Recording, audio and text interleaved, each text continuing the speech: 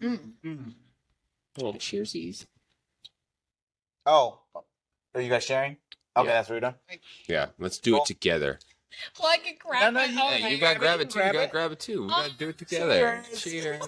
Potato. We both gotta do it. Oh, hold on. Bangkok. Oh, it's not Bangkok. Thailand.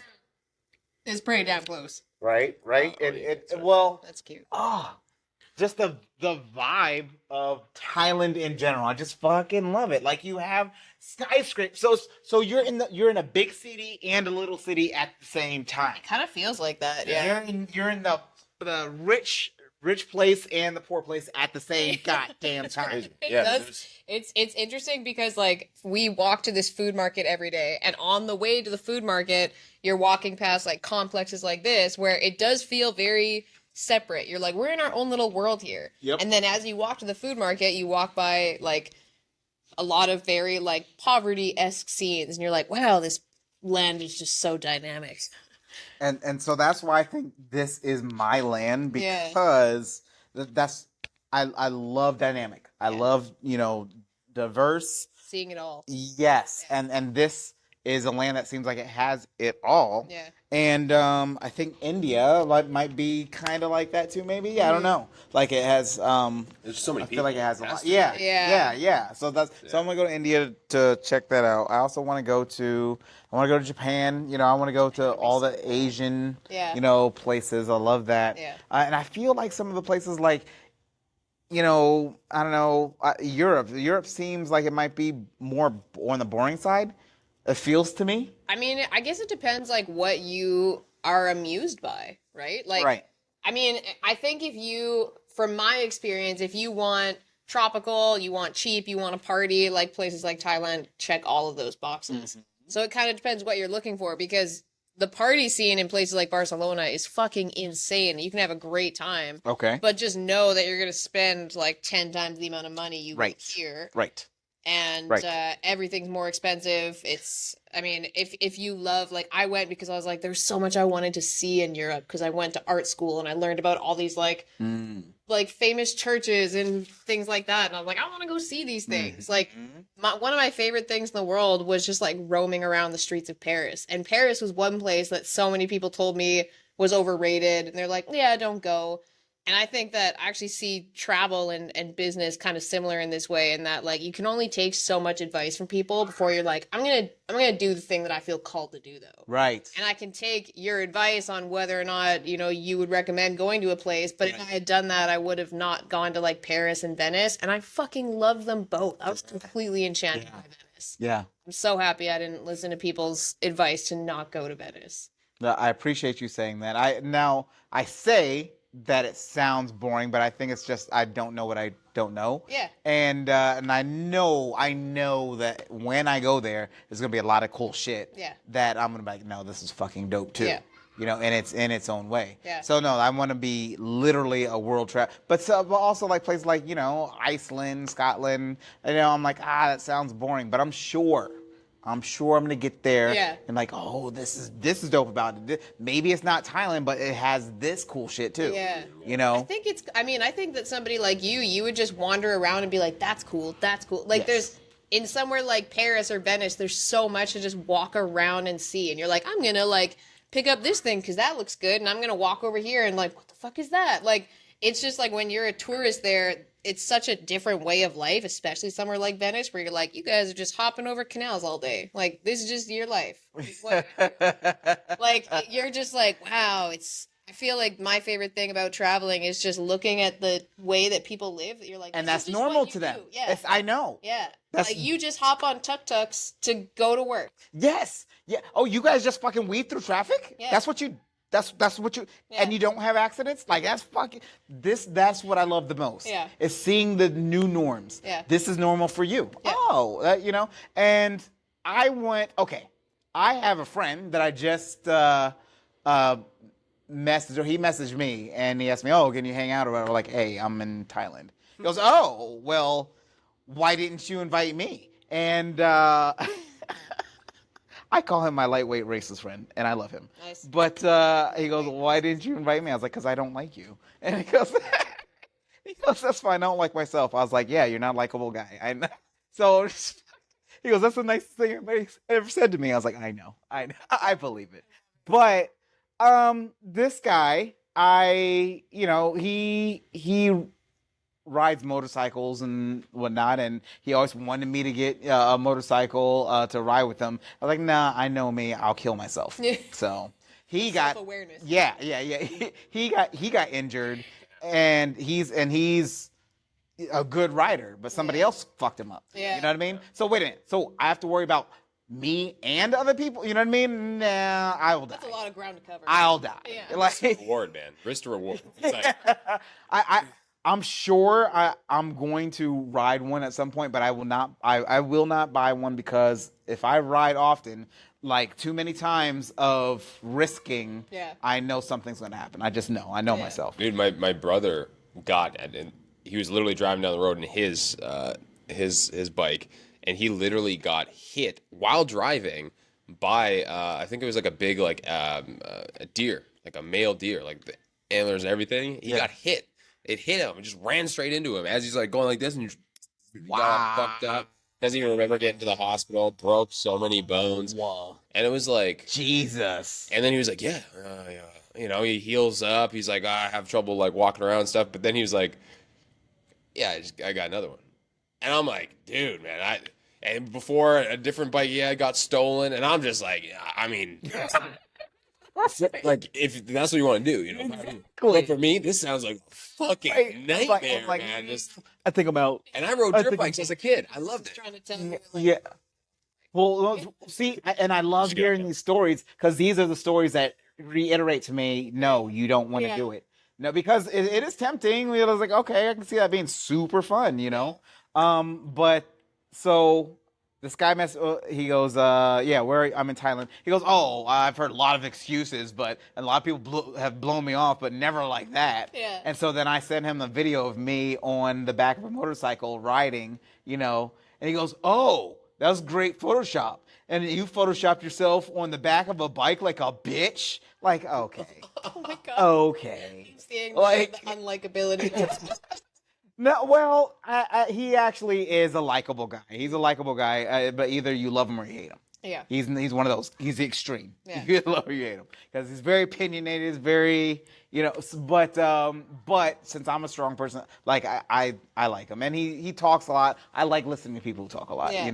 But my whole thing about that was, in his mind, me riding, and I know he was half joking, but still, in his mind, me riding on the back of a motorcycle with another guy, I'm riding bitch. I'm riding a bitch seat, you know what I mean? But like here, this is just normal. And I love seeing, and I just convert right into it. Oh yeah, that's normal. Let's just do it. And then when I was seeing people riding the back of the motorcycles, like without their hands grabbing something, I was like, how the fuck are you doing that? No.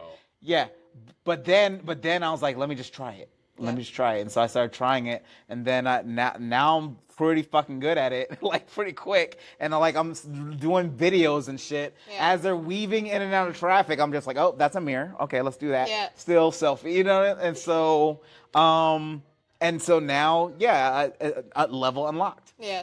Right? And I fucking love that. Yeah. And so I can't wait to do that everywhere else. This is. Yeah, I think that traveling, I think one of the coolest things about traveling is that, like, it makes you kind of tap into a new identity. Because when you go somewhere that nobody knows you, especially if you go by yourself, you're like, I could, like, be somebody else on this trip. You do kind of, like, pick what kind of, like, version of yourself you want to be. At least I found that. Okay. When I was, like, traveling by myself, staying in a lot of hostels, I was like, what do I want? What kind of trip do I want this to be? Do I want to, like, party a lot? Do I want to spend a lot of time by myself? Like... Yeah. You kind of pick the character that you want to play. Yeah. And I think that only happens when you put yourself in scenarios where you're like, this is new. I'm a newbie here. I get to, like, choose my path. Exactly, because I guess you don't have other people that have already defined what you are. and then if you act differently, they'll be like, "Who are you?" Exactly. Like, so okay, so there's that. But I'm interested in hearing about the like. Do you actually create a character in your mind? Like, I am Barbie Kelsey today, and I'm just gonna be, or like what? How? I feel what does like that look like? I think we all kind of play characters in a way. I think you're constantly showing people the sides of you that you want them to see. And I think that that's actually kind of a superpower that a lot of people don't realize they have. Like I hear people who have said to me like it's hard to change. I'm like, I actually disagree. I think it's hard to change when you don't know if you want to change. But you literally have the power every single day of your life to be like, I don't think I like this quality about myself. Exactly. I think I'm just gonna stop being this way. Yeah. People really want to like pass the buck on that, and I think we tell ourselves like we can't change, it's hard to change. Yep. But it's like, no, that's just an excuse because you don't feel like you actually want to yet. Yeah. Yeah. Like, yeah. But I think that when I have traveled, yeah, I think I like kind of picked like what version of myself I wanted to be. But you have a story that you're like, hey, I'm gonna be, because I have a friend that when he travels, he's like, yeah, no, sometimes I'm a doctor. I don't like make up lines about myself. I mean, not to shame anybody that does that. Maybe that like you could probably write a fucking great memoir, being like, I played a different character everywhere. That's what I'm thinking when you tell me this. Well, what I mean is that, like, for instance, like when I think so many people like you kind of learn who you are a little bit in high school, and then when you get out of high school, that's your first chance to be like, okay, but do I want to keep being that person, or like I could expand my wings a bit here? And I think when I went off to university, I went to a university where like none of my friends really went. So I was just meeting all new people. Nobody was in my program. I didn't have people to like talk about my experiences with. So I was like, nobody knows me here. I can like reinvent myself if I wanted to. All the things that I'm insecure about, I could just like stop doing those things and like see who new Kelsey is, like how people perceive me. And I think that traveling is kind of that way, because you are constantly meeting new people and you're like, I don't make up shit about myself, but I'm like, I don't know, like what kind of energy do I want to give off on this trip? Do I want it to be a social trip where I'm like inviting people to do stuff with me all the time, or like am I here to be by myself? And I think I kind of just see where it takes me and see how like other people perceive me. And I like surprising people. Like, feel like I've had some people before that, like, for instance, when I was in school, this one girl said to me once, she's like, I perceived you as like very professional and like, and then one day you wore your hair up and I was like, oh fuck, she's got a neck tattoo. She might have a whole other side to her, and I fucking love that shit where you surprise people and they're like, wow, I didn't know that was you. I think it's so fun to constantly like pivot your personality. And well, there are actors, for example. Actors, that's what they like, especially method actors. Yeah. They just can completely change who they are. And I wholeheartedly agree with you when people are like, I can't change, or somebody told me one time, people don't change. Yeah, I disagree completely. Yeah, no, that is the difference. That was one of the main qualities about human beings that separates us from animals. Yeah. Animals have a certain nature, and that's what they are. Yeah. Right? And because we have a certain mind that is able to, portray a possible future and then reach into the past and think about, the past, we have the ability to change. That's the main, I think that's one of the main defining abilities of human beings, that we can change if we want. Yeah, we're like constantly evolving. Yeah. Whereas animals, like they are what they are. Yeah. A cat's personality, yes, it might have a unique personality, but that's what it's going to be. Yeah. You're right. Yeah. I mean, I guess like from an animalistic standpoint, that people just have so many like constantly moving motivators to change. Like you're like, okay, I want to be rich, so I want to be good at business. So like, what quality? We were making a video about this the other day. We're like, think about like, if I asked you, what does your best self look like? And you're like, okay, what do I envision when I see like my best self? Okay, get clear on that, and then kind of reverse engineer it and think like, okay, well, for me to become that, what qualities would I need to develop?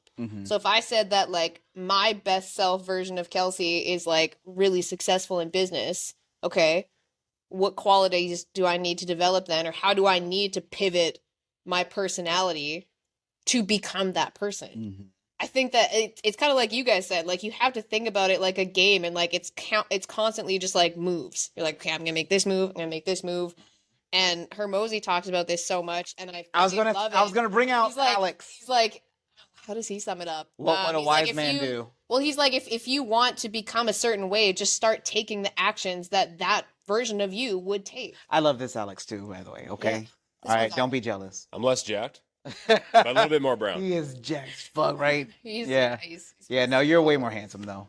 Yeah, Oh, you win. He's got a beard. He's covering everything up. I know. I just shaved my beard. I'm kind of mad about that, but I think you brought up a point I wanted to kind of touch on, which is like that people I feel like when people say that it's hard to change, it's because they've been in an environment for so long that it feels hard for them to make a shift without everybody in their world calling them on it and then making them feel weird. Whereas like when you travel, you, like you said, you could be somebody else. And for me, I've always felt like I get ingrained in these patterns, and then I like, if it's a negative pattern, if I'm in it for so long, it's hard for me to break free of it. It's like I keep doing it. Even though I know I shouldn't, I'm like, I keep going. But then when I travel and my environment changes, instantly I just shed it like it's nothing. It has no hold on me. And I'm like, oh man, like even when we came here, like a real example was like, sometimes I would at the end of the night, sometimes I'd play some video games. You know, we'll hear the storm, a little something, nothing crazy, nothing I'm going to get super addicted to, but play a little bit here and there. But then I might play a little bit here and there for an hour this night, and then another 2 hours that night, and then 2 hours that night. And then you're like, well, it adds up over time. And you're like, well, is there anything wrong with that necessarily? No, not necessarily, but unless you're trying to do something. Right. It's taking my attention or the time away from other thoughts, and it's not the action, it's actually the mental headspace. Because now I'm like, oh, if I have a free time available that becomes available, I'll just think about how we can make our kind of community we're looking at, how can we make that better? How can we make that more supportive? How can we make that into something that is actually worth someone's money to be in? Like it's actually worth it. And since being here, it's like I can just, like, I never read. I came here, okay, I'll have some morning breakfast, and then, I'll just go by the pool, and I'll just read I'll read for an hour, and all of a sudden I'm reading a bunch, and I'm like, wow, why don't I ever do this? I don't even know why. Are you like bringing your phone? You have like a Kindle or whatever? What do you do? iPad, yeah. iPad, okay. So I actually took it from Hermosi, where what you can do is you can read, and I read on the iPad, but I also, on the iPad, will set up Audible and then listen to the book at the same time. And I actually tried that, and I was like, yo, this really... Scatterbrain. Yeah, that's what he was saying in $1 Million Leads and $1 Million, what was the other one? Offers. Thank you. Yeah, it really dials me in, because like what he's saying is true, because what happens, and I've noticed this in real time. In real time, like you might be outside, you get distracted by something. Someone walking by, a car, a sound, a bug, whatever. And then you're like, and now you're not reading anymore, right? But it's still going on in your ear. And then you're listening, and you're still like in the book, right? Because you're listening to it, but you're like, and then, oh shit, I'm going to lose where I am on the page. So you actually it kind of brings you back in, and you're still consuming the content. Yeah, I still haven't done that yet, actually reading, but I remember him saying that, because I listen to a lot of audiobooks, because whenever I like to have positive things in my just positive input as much as possible. Because if not, what usually happens if you haven't mastered yourself is there becomes like a negative feedback loop that starts playing in your head about something. So either you're worried about something or you're talking down, like you can also program yourself to have more positive feedback, there's that, or you can be like a monk and just empty your mind, and meditate, and that's positive too, which I was kind of practicing that when I was up here, but also just whenever I'm, making a sandwich or doing the dishes or any type of idle laundry or whatever, I like to have something positive going. So I'll usually be like an audio book, or it might be like, I say in the mornings I have for breakfast motivational, like the YouTube motivational speeches and just whatnot. like different compilations of people saying yes.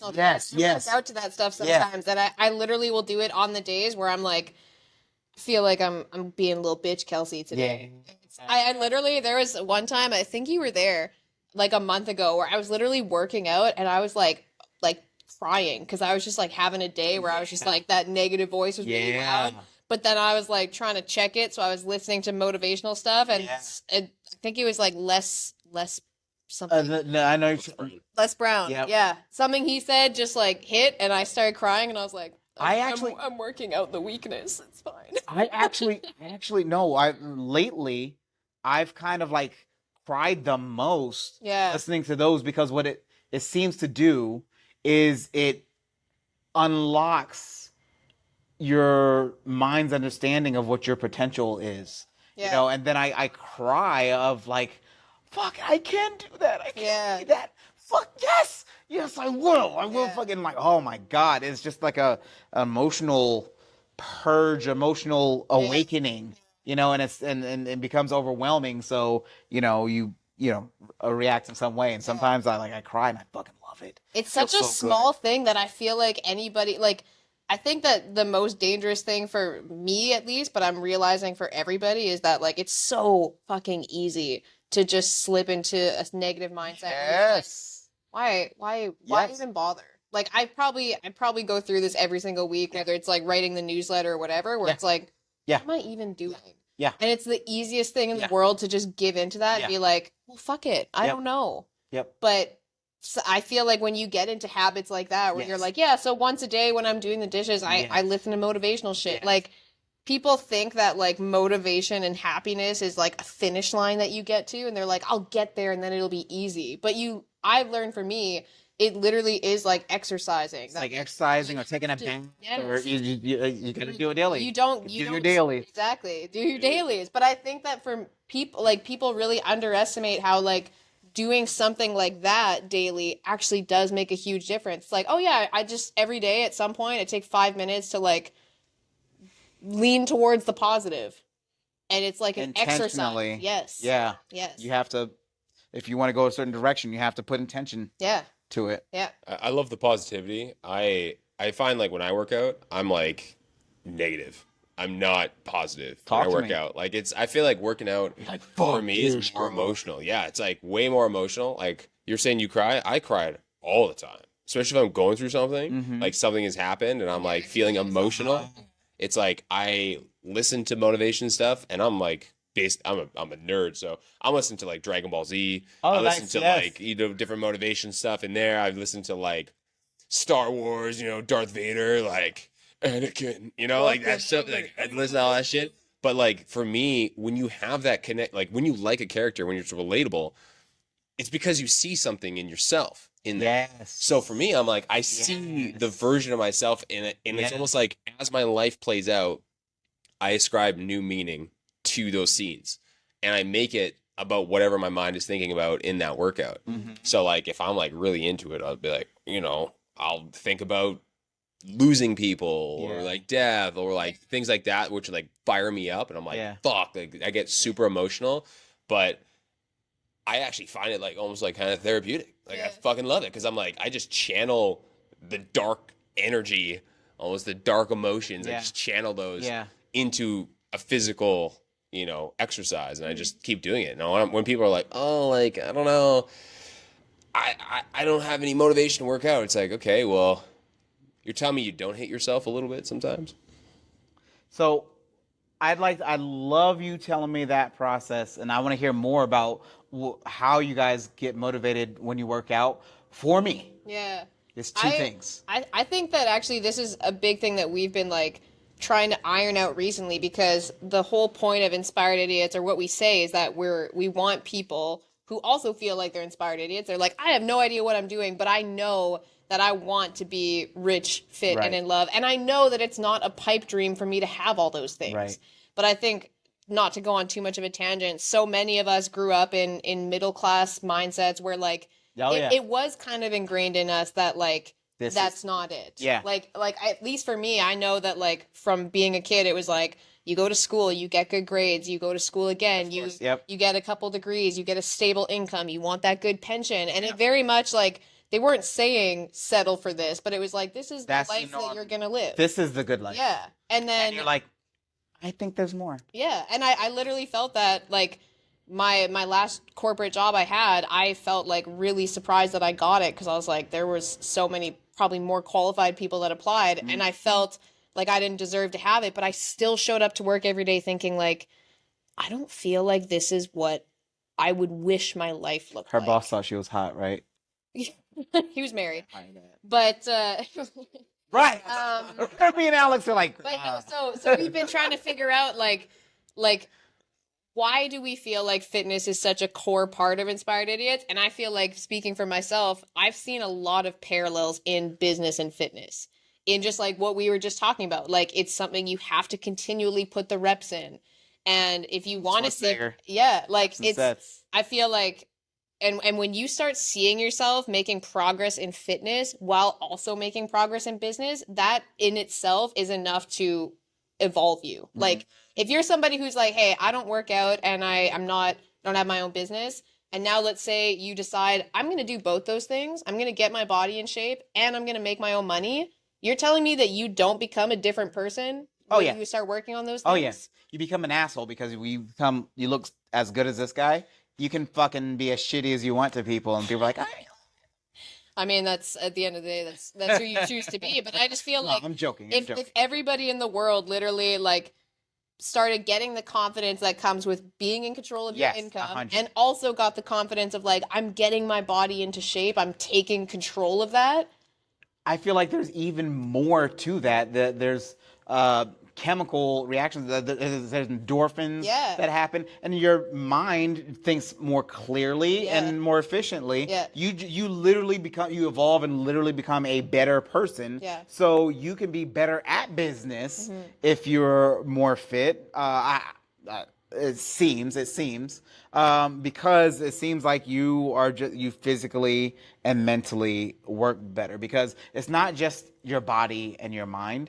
It's a whole body mind connection. It's literally one thing. So if your body is struggling, well, that's going to be a drag. Maybe you might have a supreme mind, but it could be better if your body wasn't pulling it down. Well, and I think realizing, like, when you realize that you have control over what your body looks like, obviously there's, medical conditions and stuff like that, but so many people, I think, use the same excuses about being out of shape as they do about, like, not making as much money as they want to. They try to pass it off as though it's something out of their control. Exactly. Like, Exactly. It's my metabolism, it's this, it's that. But at the end of the I work day, all the time. Yeah. When you realize, like, you actually fully realize that you have the power to look and feel the way you want to, you're just passing that off right now.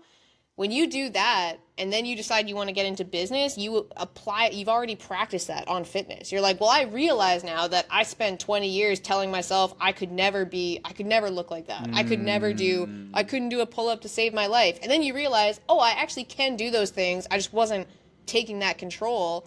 And now you get into business, it very much is kind of the same, like, mental narrative. You're like, I actually do have the control to succeed. Yeah, I can do this. Yeah. I just wasn't owning that. But no, and that's one of the things that also excited me about LMV is the switch of, I actually can make this type of money. Yeah.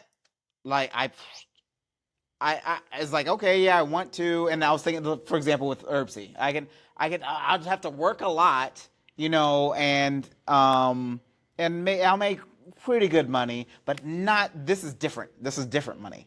You know what I mean? Like, and, 50, 100, like literally being a millionaire, which is, I think it's around 80K a month or something like that, 80 something a month. And 83. Thank you. 83 a month. Not that he's been figuring this man. I don't even know. It's like something like that. It's like, and then you're like, Oh, that's possible. Mm-hmm. Okay. Yeah. You know, it's and it's not a dream. It's not just possible. It's not possible dreamland. I don't know how it's possible. When you're like, it's possible, and I can see how. Yeah. See the path. What? The crazy thing is, like, we talk all the time and about what would it be like if we were pulling in 100,000 a month in profit. Like, that to me, I'm like, oh my, like what does life look like? Yeah, I don't know. I want to know. I really want to like go in and make more than any of our parents combined dreamed of. Yeah, because you could do so much with that to better them, and for me, I just feel like in Western culture, we have a stupid way of looking at life most of the time because we're so focused on productivity that we actually miss a lot of things. So in Jamaica, for example, if you actually were to drive around and you look at houses, there's rebar sticking out of the houses at the roofs and they're flat. Yeah. It's like they build concrete. Yeah. And when we were going around, I asked my dad, I was like, man, like, well, did they just not finish houses here? Like, why is that like that? And he was like, no, because it's a norm where as the kids grow older, they'll actually build a second level and they live up there. And it's always, most of the houses are unfinished with rebar sticking out because the next generation is going to come in, build on top. So the parents aren't like leaving. They're not moving. They're at the bottom floor. Yeah. Right. But now they just build the house into a bigger, space to accommodate all of them. And they stay, they keep the family together. And you're like, man, that is so crazy because here in, the West or, Canada, US, that kind of thing, probably Europe as well. What we're doing is we're like, oh, you're 18. Bye. Like, you should go and pay for yourself. But it's actually ridiculous because you're like, well, now if I'm out on myself and then a sister or a brother or a parent or this, now we're all just either paying different mortgages or different rents. And if you got 3 people, right, and you're all paying, let's say, $1,000 a month in rent, what does your place look like when you pay $1,000 a month in rent versus what does your place look like when you pay $3,000 a month? Right. So in my mind, I'm like, well, and I tell her this all the time, like, I want to be that person who's just, we have the place that everybody comes to. Yeah. Everybody can live at. Yeah. We have like, gardens, food forests, a whole lot of shit that most people are like, whoa, that's crazy. It's like, you know why it's crazy? Because I thought about it. I was actually like, I would like to have a life with my family. Crazy, right? Because if I'm not, like, we live in the middle of nowhere, well, not middle of nowhere, but middle Canada, prairies, flat land, farmland everywhere, fucking wind, howling, piece of shit. Really. Just a shitty spot. Okay. And it's cheap though. So the thing is like, if I'm going to stay in this shitty spot because I want to hang around my family, it's going to be goddamn good, and we're going to skip the winters. Like, that's the whole thing. Yes. And ideally bring them with us when we do, like, be able to come to a place like Thailand where we have a big house or we rent multiple places in the building, whatever. Yes. And we stay there. Why? Because, well, when somebody dies, like, your life shatters. Everything changes. And usually what happens is you wish you had more time with that person. So if that's the case, wouldn't you just live your life as much as you can to have quality time with those people? If that's what's going to if that's what's going to help you, well, live longer, but also live better. Yeah. And for me, at least, like, fitness is crucial at, because if I don't have my health, I don't have anything. What are you doing any of it? Yep. So I need to be strong and capable for as long as possible. And I mean, I feel like you push a button and you also get better looking too, because I personally believe most people in this world, like 8 out of 10, are actually really good looking. Oh yeah. You just can't tell it at all. Yeah. I mean, like, look at all the pictures, like the old pictures where, like, not everybody in America was fat. You know what I mean? Like, you're like, oh, like, there's a lot of good-looking people around. You know just look at a transformation challenge, like on TikTok or something. We're talking shallow right now, but I'm here for it. I mean, I think it's also truth. I mean, no, I think it is, because people always like, oh, I'm ugly, I'm this. Like, I've looked at transformation challenges, whether it's on TikTok, Instagram, whatever, and I've looked at them, and I'm like, the before picture, I was like, I wouldn't even see that person. Like, I would never be interested in that person. Right. And you see the after, and you're like, oh my God, like, that person's really good looking. Yeah. That chick's really hot, or like whatever it is. And you're like, I didn't even see Yeah, Wonder that Woman. chick was inside the other chick. Yeah. Yeah. And like quite literally, you know, Yeah. like it's like, oh, okay, so now you can literally change your own body and you can literally manipulate things to look better and feel better about yourself. And that change when you look at yourself in the mirror every morning, when you wake up, you brush your teeth, all that kind of stuff. I think that shit matters. I think that matters all the time, and it compounds every single day. Compounds, because you yes. see it every single day, and you're like, I am that Compounds person. and then has an exponential effects. Yeah. I think that that's a good kind of note to hit on there, though, is that it's not like a one size fits all thing where we're saying that we think every single person should be 10% body fat and have abs year round. Like, it literally is just that, yes, I think that most people look better when they are physically healthy. Right. But I think it also I mean, is can we think of a person where we're like, you know what? Actually, they look way better. You look better when you were obese. Yeah. You know, like, I can't think of anybody. Anorexic, you know, that's the other spectrum. Right. We're not talking anorexic. We're just talking like, hey, if you were like 320 pounds, if you were 320, you look fucking great. Exactly. Unless you're one of the feeder types. You love feeding people. Or I guess back in the Victorian times or whenever, I guess they saw a big chick. Oh, she's, well fed and healthy. Sure, but she wasn't 320. yeah. She wasn't needing a forklift to lift her ass. Right. You know, like it was like literally like, oh, you're looking chubby. You're a good 200. I think I'll give one example. I think I liked Adele better when she had. No. I think I liked her. I think she was more relatable, but I think she looks better now. You think? Absolutely. I'm not sure. I kind of like her. I mean, it's all gonna, personal preferences. I think some people have different preferences in what they think looks better on a person. Some guys are really into thick girls. Other people are like, no, that's not my ideal type.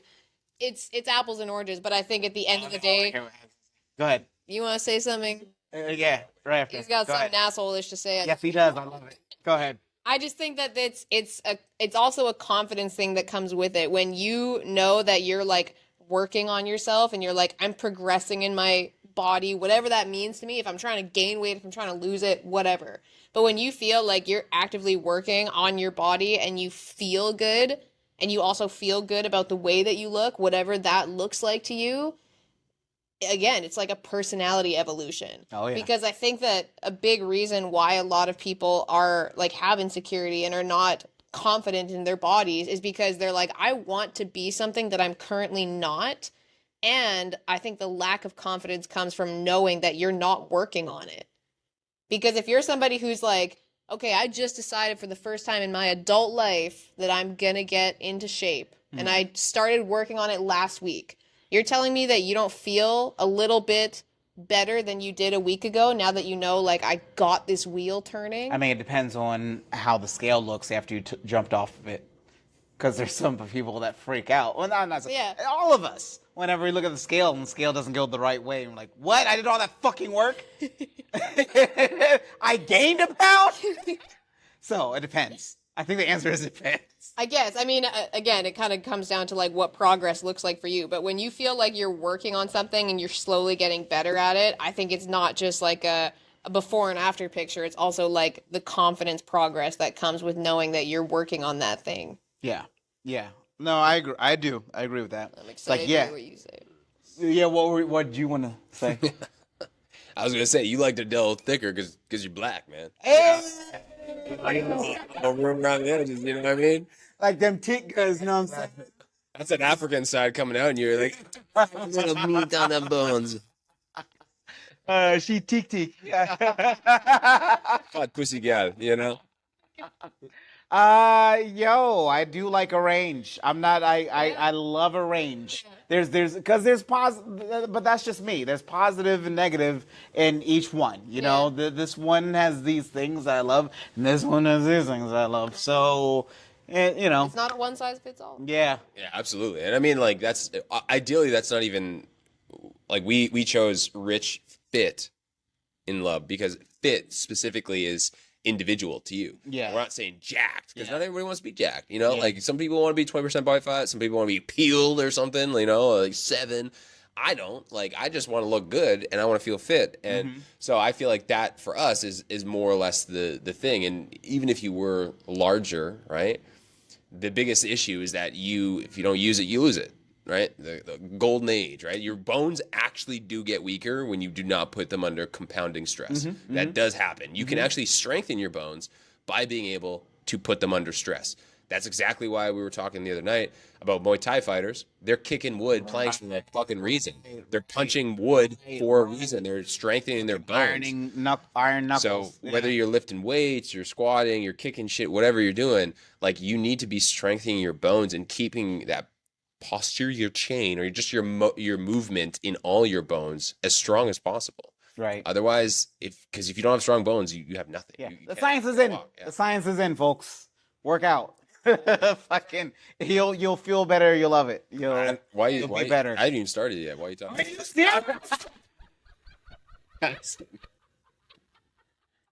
just a habit. Well done. Well done, sir. Check it though. Because mine is out, right? Well done. Have you guys told your meet cute on camera yet? No. Sorry, the what? Our meet cute? I don't know if we have. I get to pull this out of you on camera. That's what a meet cute Oh my god. A meet cute? Meet cute. Because it's cute how you met. Oh. Meet cute. Yeah. I first heard that on like no, I think it was The Office. Okay. What's her name? The Indian chick, I think. Kelly. So, Kelly, yeah. Yeah. She was like, somebody introduced me to The Office, and I was like, fuck this show. This white ass show. There's no way. Oh my God, it's funny. I told my sister that. She was like, I think I'm going to like it. I'm like, I think that if you watched a few episodes, you might change your mind. And then she burned through the whole thing. She was like, oh my God, this is fucking funny. It is that show because on the surface it looks like the whitest, corniest show, and then it hits you, it surprises you, it hits that funny bone. Yeah, I think especially over and over again, unexpectedly. Yeah. How? Steve Carell. Oh God. The cast. I mean, all the characters. Yeah, the characters were so well played. And what's his name from the Guardians of the Galaxy? Andy Pratt. Chris Pratt. Yeah. Fucking killed it. Yeah. Wait, you're talking about Parks and Rec? Did I say Parks and Rec? I said Office. Chris Pratt is in Parks and Rec. You're right. He is in Parks and Rec. You're talking about Steve Carell? Well, okay, I got it. No, I'm mixing the two up. Okay. I'm mixing the two up because I watched both of them back to back. Okay. Because I thought both of them were going to be the whitest, stupidest shows. Yeah. And they were both fun. Yeah. They're both actually funny. Yeah, hilarious. But you're right. Thank you for correcting me, Kelsey. You're welcome. But, so, then it was, Dwight was amazing. I feel like I constantly went back and forth on, like, if I had to pick who I thought the funniest character was, because obviously Dwight was just, like, so well played. But then, like, Creed, and then, like, Kevin had his moments where you're like, oh my God. Yo, so and who was, what's her name? Oh yeah, Kevin. He goes, so I said, I don't know, I wasn't talking a lot. I was like distracted, and I was texting someone I wasn't talking a lot, and they said, you sound like Kevin. I'm like, what are you talking about? Like, yeah, me not talk much. And sentence short. Yeah. And then they sent me that meme. I fucking died. I lost it. Yeah. So Kevin funny. Was hilarious, but they were all so good. Yeah. Oh my God. The writing in that show was epic. But meet cute. That's where I first heard that. So please tell the people how you guys first met. I wanna.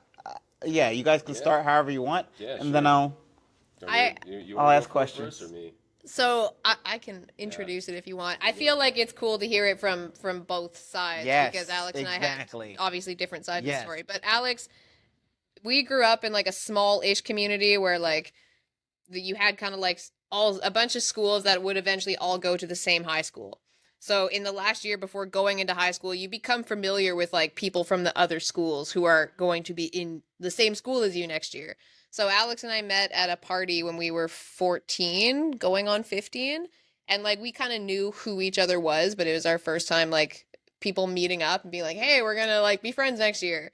And we ended up like kissing that night. And then we basically just stayed friends, and nothing else really ever happened. We didn't like get together after that. I ended up dating somebody a few months later, who I ended up dating for my entire high school. But we always just stayed friends, and then after high school, we both went off to universities, and we always kind of stayed in touch. And like I don't know, like I always just describe it as like Alex and I always had what felt to me just like a different friendship. Like, can I pause you? Yeah. Why didn't you snatch her up right then? What happened? Why didn't you do that? I don't know. I couldn't. Sounds like you can have any woman you want, sir. Well, so from my I don't give a fuck. I'll dote on guys and girls alike. Like, I'm not fucking any lady boys though. But I don't give a fuck. I'll compliment the fuck out of him. If I do it to you, I'm flirting. If I do it to him, it's like, it's just a guy. it's just bros, you know. Anyway, go ahead. Yeah, I mean, for me, I think I don't know what really happened, to be honest. Like, I don't know exactly what it was. Like, so from my perspective, we met at this party, right? We made out a little. I think my grandparents gave me a leather jacket, and I wore it to the party, I'm pretty sure. Mm-hmm. And I felt like a badass. I felt like a badass, and I just took what was mine, you know, and I felt at the time. These pussies are wet. You know? Look at this jacket. You know, so I was feeling it. And, you know, it's funny. She still likes that jacket today, by the way. She's like, I like you in leather. Yeah, that's why. I just thought of it now. I just realized that was the same jacket. So anyway, so basically I met her and we did hit it off. And the crazy thing was that, like, I met her and she just had like this aura. Like there's something that pulled me towards her. And I didn't know what it was, why it was, or whatever. But I was like, oh man, there's something about this girl I just really like. And at the time, you know, grade 9, I mean, you know, you're 14. What are you really doing? But I felt like I was a player. Like, I felt like I could, like, go for people's girlfriends and shit. Like, I felt like I could go for like people. that at 14. You were way ahead of me. I mean, I was just cocky. I was in sports, right? So anyway, so I was just like, okay. Were you the captain? No, I wasn't that good. Okay. Just a scrub. But yeah, in my mind, I was. He's like, I'm a main. Yeah. All of you guys are sides. Yeah, you guys. I'm the main character. Yeah, this is my story. Yeah. So basically, what I did was when we had like kissed and all this stuff, you know, 14, but she really like shattered my world. Because what happened was that I started being like, oh, like I just really wanted to take care of her. Like, I really wanted her to like have a good life. I didn't even know her. Like, that was the thing. Like, it was like, I just like really wanted her to like be well and like do really good and be happy and all this stuff. And I just was like really feeling like that. I don't know why I did, like literally no idea, but I just felt that way. And I was like, oh man. And I literally remember in the morning thinking about her being like, I just could just give up every other girl. Like, I used to go for multiple girls at the same time. I even told her before, like, funny enough, I was like, yeah, I'll probably have like multiple baby mamas and I do all this stuff. But like, for some reason for her, I was like, I just want her to be happy. So for me, I felt like the reason I didn't go out and try and get her right away was that I felt like if she wanted me, she'd probably come back. And what do you mean come back? Like, make contact, like find a way to be around me. I don't know, something. Try to make out again. And do something. And I was like, we're going to high school. Like, we're gonna. You wanted her to get in. chase you. Yeah, well, it's mutual, right? You have to. I think women do chase men. It's just that you don't see it all the time. Like, they put yourself in your space. They do, yeah. Right? So, right. Fair. So, like, for me, I was like, okay, well, we're going to high school. Obviously, we're going to go to another party, and then we'll get it going, right? And then I'll start getting in there. And I don't know. It was like I was in sports, too, so I don't know if it was, like, all this stuff with high school coming in, but it must have been, like, 2-3 months in, 4 months, something like that. And then she started dating this other guy. Uh-huh. And then I was like, oh, okay, that sucks. Well, I know they're not going to last forever, so I'm just going to wait it out. So are you saying you didn't want to seem desperate by like reaching out to her again? You were just going to wait for her to kind of. I wish that was like the case. I just felt like it was going to happen. I don't know. Like I didn't. And when it didn't happen, the next thing you know, she was in another relationship. Right. Yeah. Okay. So why didn't you do that manipulation thing and be in his space? Because I had a very early perception of Alex that he was a player, or at least, to be completely honest, I was like, I think he thinks he's a player. Yeah. And I knew I didn't want to be with somebody like that, at least not right now, because I was like, he needs to learn what he is. And if he is a player and he is somebody who does end up growing, I mean, whatever the term player is, like somebody who thinks they want multiple women all the time. I was like, if that's the vibe that I'm getting from him, maybe that is who he is. But it might also be something that like he needs to work out of his system. And I wasn't blind to the fact that we were 15. I was like, I'm not gonna be the girl who's trying to lock somebody down who seems like they're trying to fly, you know? Mm-hmm. And then the thing that happened really quickly with Alex was like as soon as we started becoming friends, I was like, fuck, he's actually really cool. Like I think in my mind, I always perceive that like if a guy acts like he can get anybody, then I don't want him because he's gonna hurt me. Yeah, and I'll flirt with that guy.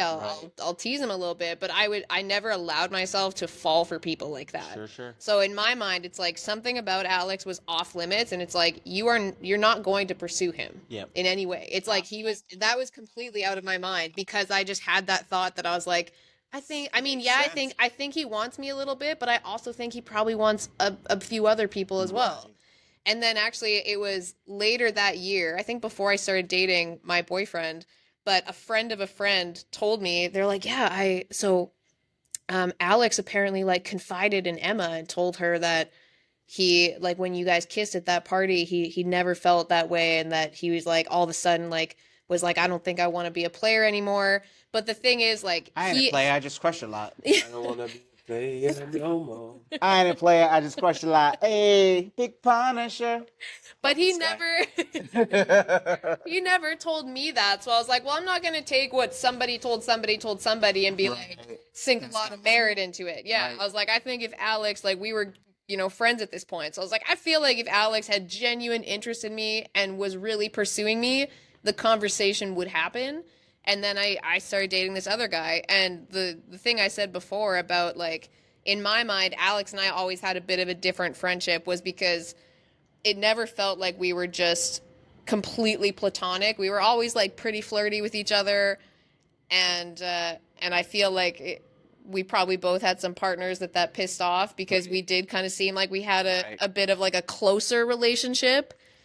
But then it kind of got like once we graduated and like he went off to college and I went off, like we stayed in touch, but in a very like intimate way. Like he would send me voice notes sometimes and he'd ask me profound questions like, what do you think your purpose in life is?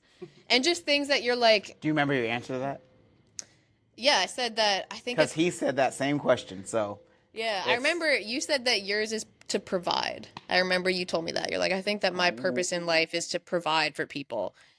And I think that I said something along the lines of like, my purpose is to like not stay put. It's to like keep advancing and keep finding the next thing. And I didn't know what that looked like at the time, but I was like, I think my purpose is to like keep progressing and keep like. Fuck, I fucking love this. Like, I didn't know what that looked like yet, but he would just ask me questions that you would think to yourself, like, okay, if I was dating somebody and I found out that he was messaging another woman in this way, where he's asking her like really deep questions, where he's like, I want to fucking know you. Right. You're like, he's not cheating, but it feels like he's really intimately connecting with this person. Yeah. And in that way, it is cheating. It depends on your agreement. Yeah. I think that the vibe that I got was that, like, Alex and I were always very unafraid to just, like, be completely, like, over the top with each other. And we're like, let's just talk about crazy shit that, like, nobody else is going to give me as good a conversation. So I'm going to talk to you about this. And, like, we would come to each other for advice on things. And then, like, when he got into a serious relationship, we would, like, hang out with his girlfriend. And it was always just like a different friendship is the way that I describe it. So when you're hanging out with his girlfriend, was your girlfriend feeling the sexual tension between you two? Oh yeah. Of course. I feel like they're like. Why was your girlfriend tolerating this? Well, because I wear the pants in the. No, I'm just kidding. Because she thought what I told her to think. I mean, like that specific girlfriend. So. She did not like Kelsey because I actually took Kelsey on a date while I was seeing that girl. First, like, couple months in, I took Kelsey on a date and I was like, yeah, this is gonna be my thing. I showed up in like a suit. I have like a sports car, like a little sport. Like, it's not like it's crazy. It's a 350Z, but I have this little sports car. The IROC Z? IROC? No? Oh no. No, I don't think. Okay. No, oh, it's something different. No, Nissan. Okay, that's different. Anyway, so I was like, okay, like, I picked her up, we're in there, and I was like, yeah, we'll do it. And so I had told that girlfriend at the time about that. And I was like, yeah, because she'd asked, right? She asked questions she doesn't want to know the answers to, right? And I'm not like, do I lie to you or do I just tell you the truth? Right. I'll just tell you the truth, right? Yeah. So reluctantly, told her, I was like, yeah, I did take her on a date. I did do these things. I had been interested in her when I was a kid and for a long time, chased her forever. And you know what? Just doesn't go anywhere. I give up. I'm over it. I see why you think this way. Like we do have like this kind of fun banter relationship, but that's it for me. I'm done. I'm done with it. Because she had stuck in my head for literally since that night, since that first night. And I'm not saying that I never pursued anyone else. I never did anything else. Of course I did. But like I remember being in college thinking, who do I have at home? Who do I have in college? Who's worth pursuing? Who's not worth pursuing? Right. And people would be on the list, and then they would find themselves off the list for whatever reason, right? And then she was always on the fucking list. Always. I was like, yeah, but if I just it's so fun. I mean, if we could just date, if I just got my chance, it would be, it would be so good. And we went on that date. For some reason, I just decided, again, this is perspective. In my mind, she was having the worst time. I don't even know why. She was laughing. She was doing all this stuff, but I was just thinking like the next thing. Like I was like, okay, she's laughing here. Okay, cool. Maybe she needs a drink. Maybe we need to do this thing. Maybe we need to do that thing. And then she's like, oh, like she had school the next morning, so she had to. Like, she's like, we got to go. And we were at a fashion show, and it was running late. And I was like, oh my god, she's having the worst time. And I was like, oh. And then like she ended up being like years later. I was like, oh, that was like the best date I ever had. And I was like, what the fuck? Like, and that's why I'm so much in your head. Perspective about everything. It's everything. Yeah. So like for us, it was just like, oh my god. And the craziest part was that not only did that date supposedly went well, we still hung out after with the girl I was dating later. So what happened with that was that she knew that story and maybe not in that detail, right? I didn't go that deep, but she knew that I had taken her on a date. I was interested in her, all that. And so she hated her at first. But Kelsey's pretty likable. Exactly. And the girlfriend I was dating at the time, she's bisexual. So she saw her, she's like, damn, she's hot. And she would make jokes like, oh, maybe she'll be the third, I'm a third in here, and like all these jokes, right? What were you thinking when she was saying she could be the third? Or what thoughts came in your head when she said that? In my mind, I was like, yeah, that'd be awesome, but I don't think Kelsey would go for that. Like, Kelsey's not bisexual to my understanding, right? Not. But you're like, Kelsey, case. Just on the off chance, that's probably what he was like. Would you? I'm just joking. No, but no. I never brought it up. No, never brought it up. But there was one night where we went out. It was like Kelsey and her friends. There was like a rooftop bar, and we went out there. And I used to have long hair, right? So I had long hair for a couple of years, grew it out. And so, it's curly. It's like down here at the time. And like Kelsey was sitting to my right, and the girlfriend at the time was sitting to my left. And, we're all like, it's a table, right? So we're all hanging out. And for some reason, Kelsey's getting a little drunk. And she was like, oh, your hair, just, just. Hold on one of his coins. She kept. Like, look at how curly. But she did that, like, because she was getting a little drunk. She did that. And so, like, the girlfriend was like. And we went home, and she was like, bitch, yeah, like, oh, regretted that. Oh, yeah, now I hate her again. But then we would hang out with her again, and then she's like, okay, this is all right, and there was times where I liked hanging out with Kelsey, so it's not like we made a huge deal about this, but towards the end of the relationship I had with that previous woman, we basically like, I went and hung out with Kelsey, and she's like, I don't know if I can make it. I was like, okay, that's fine. I'm just gonna go hang out with Kelsey, just us. Mm-hmm. And she's like, oh, like, well, you not want me there? I was like, no, I don't actually. I just want to go hang out with my friend, So she was like on sus. She was on radar. Like, she was like, oh, like, she's going to cheat. He's cheating for sure.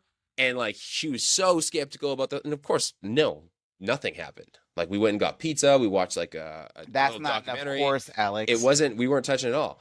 But the reason that my ex had felt that way, It was because she was cheating on me the time she felt that way. She was sucking some other guy's dick. She was like hanging out. And I was like, oh my God. Like in hindsight, because I had picked this up. You're like, yes, I can finally dump her. Bye. When I was in college, I cheated on people, right? I did. And it was because in the moment, I was like, this is a once in a lifetime experience, right? So I have this golden opportunity. I should take it. Right. And that was my mentality. So I done that. I've been through the mental torment of what that is and the signs you exhibit when you do it and the tells that there are. So like I just saw I'm a pretty trusting person, so I didn't like, one tell, one red flag. I'm not gonna be like, whoa, what the fuck? Like, you're like, okay, when I really know, I'm gonna know. And then I just like lined all the red flags and I'm like, I remember talking to my friend on Discord and I was like, yeah man, I'm pretty sure my girlfriend's cheating on me. Like I'm really sure. This, like, it was like she was giggling, talking to somebody, kind of hiding her phone, turning it down all the time, which if she never did before, like, I turn my phone down because I don't like that fucking, like, the camera, I don't like that it's not flat on a surface. Oh. You know what I mean? Like, the iPhone there. Like, because if you put the screen up, and you put it. Are you telling me that you walk around without a case on your phone? Yeah, all times. Yeah. What the fuck is happening? How many times has he broken it? I dropped it here on this floor. What's happening? Sit down. What's happening? Hit the floor, and we both. What's happening? Not filming together. The phone just broke, but it magically didn't. But yeah, Alex lives his life on the edge with that one. Fucking. What is it? He lives his life a quarter mile at a time. I love the feel, man. I hate the fucking. It does feel good. It does feel good. I dropped my phone from a roller coaster. And because of the case I had, it survived. Nice. So maybe I believe in cases. I think the phones are way better than they used to be because before you used to drop it, that screen cracked, split. But now, gotcha. But now it's like you drop it sometimes. If you do have that screen protector on it, kind of keeps it a little bit better. So that's my story. Fair enough. You're sticking to it. Yeah. But anyway, with the ex-girlfriend stuff, I mean. Yeah. Phone down because phone down. Yeah. You cheat. The messages coming in, right? All that kind of stuff, right? My phone. It's just like a bunch of other things, and it's like, okay, I'm pretty sure. So then the next morning, I had already started actually packing some bags. I was like, okay, if she is cheating, like I want to be prepared. Just leave, right? I'm not gonna like make a scene. What's the point, right? Let's just get out of here. So basically, she went in the shower in the morning, and I never go through someone's phone. But I was like, I have 90% surety. You're cheating on me. I'm just gonna find the proof. 100%. So that's why I went in. Like she's in the shower, she's talking to me. I'm like, yeah. You knew her code. And then I go, yeah, of course, yeah. And then you go in, and we're like, I look through the text. Oh, who's this guy? Boom. Okay, interesting. What are they? They text a lot. Okay. Yep. Scroll. And then like the message I'd seen was like, wow, I can't wait to, fuck you again. Exactly like, wow, fucking you so good, or I can't wait to fuck you again. Like all these, squirt, water emoji, tongue. And then her response is like, yeah, me too. All this stuff, and I was like, yeah, that's done. And immediately I was like, cool. Yeah. And then I just like already had some stuff packed, but while she was in the shower getting ready for work, I just was like, just kept packing shit up. I was just like, cool. And then I started loading in my car, a little sports car, and then she was like, what are you doing? I was like, leave it. She's like, what are you talking about? I was like, you're cheating on me. And she's like, what? I was like, I saw it on your phone. Like, you've been cheating on me for probably a little while now, so I'm out, like, and she's like, oh, no, let's talk about this. And it was like all dramatic. I kind of wish that I filmed it for my personal viewing. Yeah. Because it's like a memory, that it's like it's ingrained in your mind. Not to like put her on blast. No. I get it. We were not good together. Like, yep. And I'm not blaming her for that. It was totally me too, right? It was what I call a 7 or an 8 out of 10 relationship where everything was decent, but nothing was like, I'm not proposing, Right. So, but anyway, basically I had packed the car and then I was, gonna leave. And then she's like, outside in the neighborhood. We lived in like this townhouse. So there was a bunch of other people. Right? It's in the morning. And she's like banging on the window, like, let's talk about this, like crying. And it's so crazy. It's just emotional chaos, right? And then I just drove away. I just went to my parents' place. And on the way, my mom had known this was the case because then she had texted her basically and was like, I'm sorry, I fucking hate her or whatever, So I get home with my parents, I'm crying, whole emotional thing. And then I had to deal with the fact that like, okay, I spent 5 years in a relationship. I'm not at the body goals I want to be at. I'm overweight, really. Was he where chubby? I want to be. Was he ever chubby? Not to the sense of like big and chubby, but like I definitely have like I'm like 220. I could walk around 200. Okay. I could walk around 190, right? So Fair. 30 pounds, 20 pounds, something like that. Yep. So for me, I was like, okay, I didn't do anything for work for a year and a half. I had like money in the bank, so I just used that. I had basically got a almost like a video game addiction to not quite that hard, but to right. But you played WoW and you had a 2200 rating. It was worse than that. No, it wasn't the WoW. It wasn't the WoW I was doing. I wish it was, but I basically had gotten involved with like one of those like pay to play type games where like you're playing the game, but to get more things in the game, you pay real money. Yeah. And then I'm a competitive person, so I joined one of the most competitive alliances, guilds, conglomerates of players, teams, if you will, in the game, and I was one of the founding members of it. So I was like deep in the shit. Like I was one of the organizers, right? So we're killing everybody in the game. And I was streaming, and the streaming thing was fun. It was called what's it called? Game of Thrones Winter's Coming. It's called Got Way. Interesting. That was it. So I used to stream it. I used to like be a big player in the community and talk with people and make a lot of content. The game was Game of Thrones or the game was Gauntlet? So the game is called Game of Thrones. So it was like Game of Thrones themed. Yeah. You basically have like little armies and you kind of like fight each other. It's kind of like Clash of Clans. Okay. But like Game of Thrones themed. Got it. All right. Good. By some Chinese company, And that was interesting in itself, but basically I just felt like I was at a complete low point in my life. Yeah. And I just was like, I have no money. Was this you in your parents' dungeon? I'm back in my parents' place. I'm making no money. I am not in my fitness goals. I just got cheated on. It was crazy. I wasn't playing the game at their place, no. No, when I was at my townhouse, I was playing the game. I got like basically addicted to playing this game, smoking some weed and then playing the game and then talking to friends and playing the game and then drinking coffee. And you know what I mean? Like I just got in this fucking dirty cycle, this negative feedback loop. And I basically, when I went back there, I was like, okay, I'm done with all of it. Like I got to get rid of everything. I got to start fresh. And the only place I knew that I could have control over was I could just go to the gym. I could actually, crazy idea. What if I actually did what I know I could do and actually like get the body I wanted to? Like actually put in the work. Because I was in sports, I was in all kinds of stuff, but I never really dedicated time to being like, okay, let's change the way I look. Like, let's build my shoulders up. Let's fucking work on my back. Like, let's do these things. And I was like, I know what to do. Why don't I just do that? Crazy idea. Right. And at that point, I leaned out a lot. I was pretty skinny, but I gained a lot of confidence from going to the gym and being like, no, although all these negative things happen to me, look, I can see myself in the mirror. I see that I can be accountable. I can be consistent. I'm not a loser is how I felt like. I felt like a complete loser. I was like, I don't get cheated on. I got fucking cheated on. It's crazy. And not Alex. Yeah. I mean, I just wasn't. And why did I get cheated on? Because the person that I entered the relationship with was somebody of ambition. Somebody who wanted to do something. At the end of it, I became a version of myself that deserved to get cheated on. Wow. I had no ambition. Look at that. So I started ownership, extreme ownership, Jocko Willing. Absolutely. So I just didn't give a shit anymore. And basically I started talking to Kelsey more and more and more. We hung out with friends and all this other stuff. And I just felt like we were like pulled towards each other at that point. Like we were talking and the conversation was like real good because now she wasn't concerned of offending someone and I wasn't concerned. Yeah. And I realized almost like PTSD when you're in a relationship with someone who feels insecure, right? Again, my fault that she was insecure, but she felt insecure. How much that fucking alters your worldview because they'll chip away at you every day. Yeah. And be like, oh, you shouldn't look at women that way. You shouldn't do this. And I remember being in the gym being like, this. Like, I cannot look at like a single woman in tights that walks by.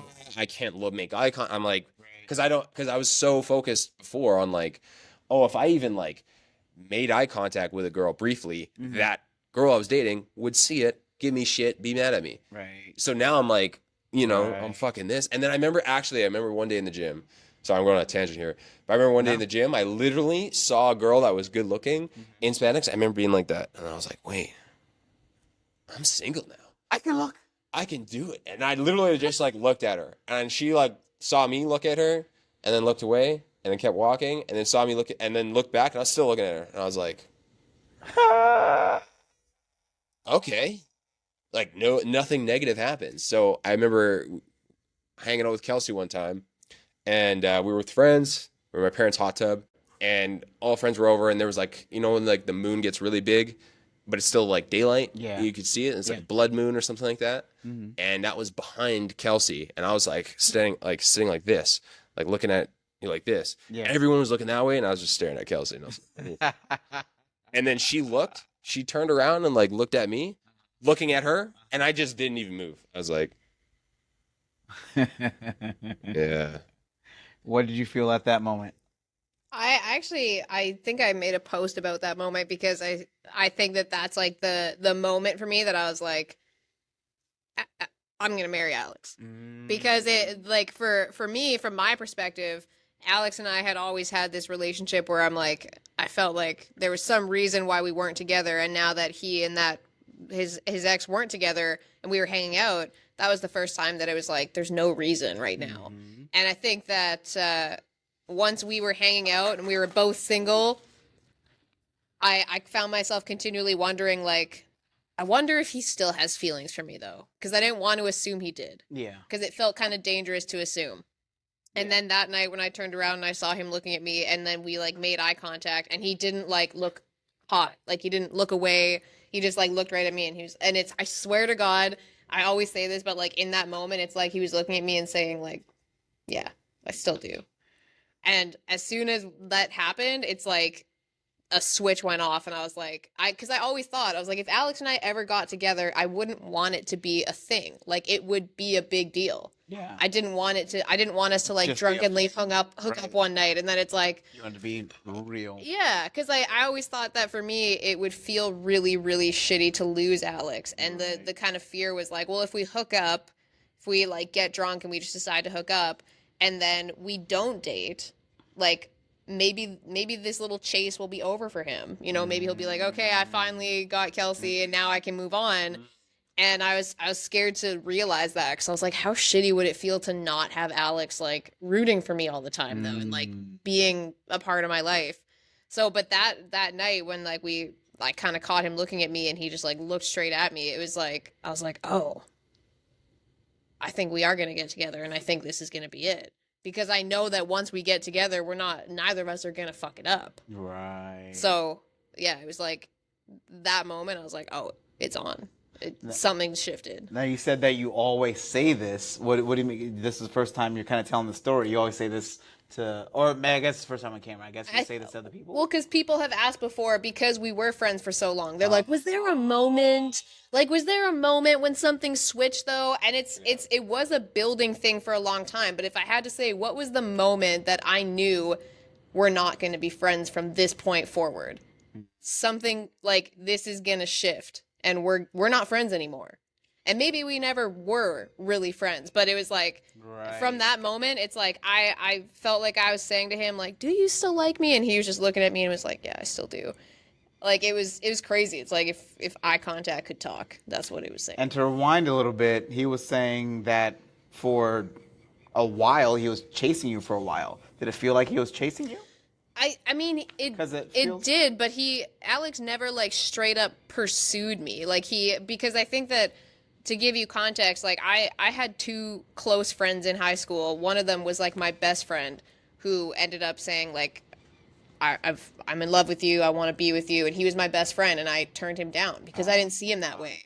And then I had another close male friend that same thing happened with. And I think that Alex, I mean, correct me if I'm wrong here, I feel like Alex didn't want that to happen. So he's like, I don't want to overbear her. I don't want to force her to make a decision that she's not ready to make yet. Because I saw this other guy do it. He basically said, like, I want to be with you. And then that's kind of a pivotal point in the relationship. Because now as my best friend, I'm rejecting you. Whether I like it or not, the friendship is different now. Yeah. And I always appreciated that Alex didn't put me in that position to be like, I need you to make a decision because I fucking like you. Yeah. So Alex played the long game. Like I Good don't job. I don't know a lot of people that can be like, I liked this girl for 14 years and I never rushed her. That's longer than the Bible. What's his name had to wait what? Like I think it was 8 years or something. Yeah. Yeah. But 14? I mean, again, like it's not like he like stayed celibate while he waited. Like we both dated other people and stuff. True that. But I can't remember what year. Oh, so Alex never like straight up like cornered me like that. And the time that he did take me on a date, I took it very like lightheartedly because he was coming home from college. It seemed like he had like got this new sense of confidence and he was like, fuck it, I'm just gonna ask Kelsey Schaefer out and like we're friends, so like it kind of felt like it was just a fun thing and I literally was just downplaying it in my head. I'm like, don't take it seriously. Don't tell yourself it's more than it is. It's Alex. He's one of your best friends. He's like feeling good about himself and he's like, fuck it, Kelsey and I are gonna go on a date. So I just told myself like not to make it a big deal in my head. So then when he didn't like hey, like clarify like this is a date, I want to take you out, I'm interested in you, he didn't say those things to me. I just blew it off. I not blew it off, but I just told myself like just have fun with it. It's nothing serious. He's not gonna like try to kiss you at the end of the night. You're just two friends going out.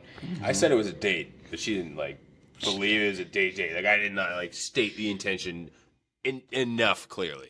But the thing you have to understand is that Alex and I always had a flirty-ish relationship. Right. So we very often joked about like we're gonna have kids and exactly. Like it was very playful like that. So I just really told myself, get together. Yeah. Or like we had the friendship where like when he wasn't dating somebody, like he would sometimes just like pat my ass and shit like that. Like we always had a very like flirty relationship. So I never saw it as though like it's like, oh, Alex is actively pursuing me though. I'd heard things from people and stuff like that, but you never like forced me to make a decision. So I was always kind of scared to find out that like he maybe didn't like me. Like maybe it was just a flirty thing for him and maybe he had the same kind of relationship with other girls that I didn't know about. Yep. I was always scared to find out just that like maybe just like you did with the other two guys. Yeah, I guess so. I guess I was just always scared to find out that maybe I wasn't special, so I didn't want to ask. So, yeah. So is she right about you not wanting to, push that boundary too far, like because you saw what happened to the other two friends, or is it? I didn't know. I didn't know anything about the other two guys, like at the time, right? Like in hindsight, sure, but like at the time, like as it was going through, because one of them was after high school. Was the first one in high school? Yeah. So she was already dating somebody else. I didn't know any about that shit at the time, right? So the reason that I didn't want to force her into a decision is from experience, actually, because there were times where I had a close relationship with another, a girl basically that were like kind of best friends in a sense, like we tell each other all kinds of things. And there were times where like maybe that person would try and pursue me.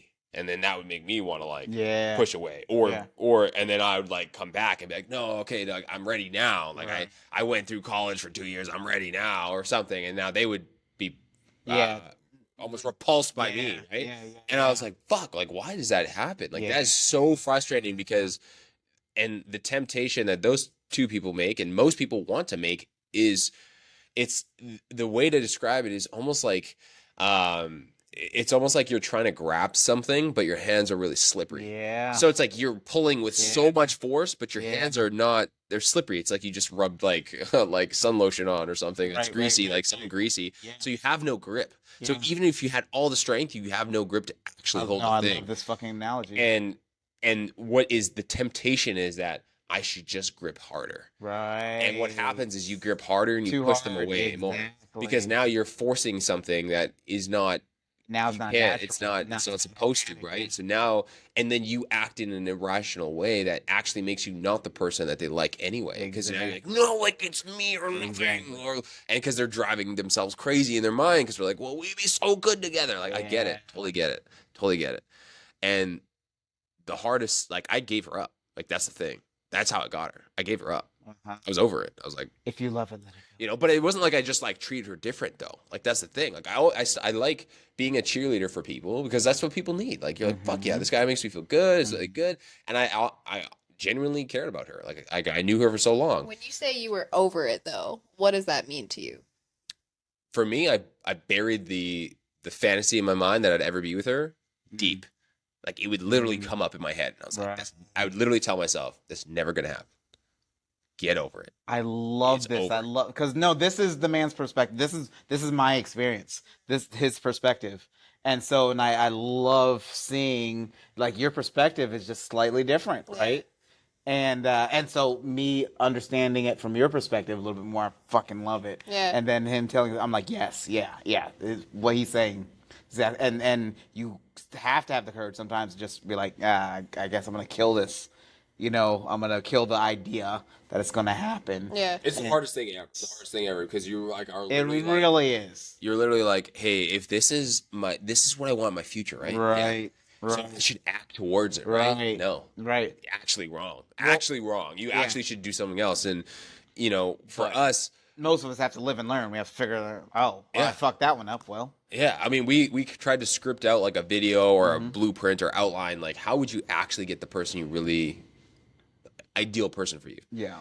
And what it came down to was like, you know, you got to know your long-term vision, where you want to go, because how the fuck are you gonna be able to decide who's should come with you? Exactly. You know, and then you decide, okay, you know where you want to go. Now, just become that person, because the person of your dreams also wants somebody of their dreams, right? So if you become the person that's of, I don't want to say high value, but like that is desirable to them, who is a man who does what he says he does, the chances you're gonna get them much higher. Right. So like you actually have to build yourself first. Yeah. And then now when you have an idea of where you want to go, build it with yourself. Now when you actually talk with people who you're interested in, you talk about those deeper subjects. And that's why way back then I would talk to her about deeper shit, because I'm like, I really am just fucking drawn to you, but I really want to kill this right now. Like it's either I need to decide yes or I need to decide no. So I'm just gonna ask you these questions and see if you like give me a reaction that's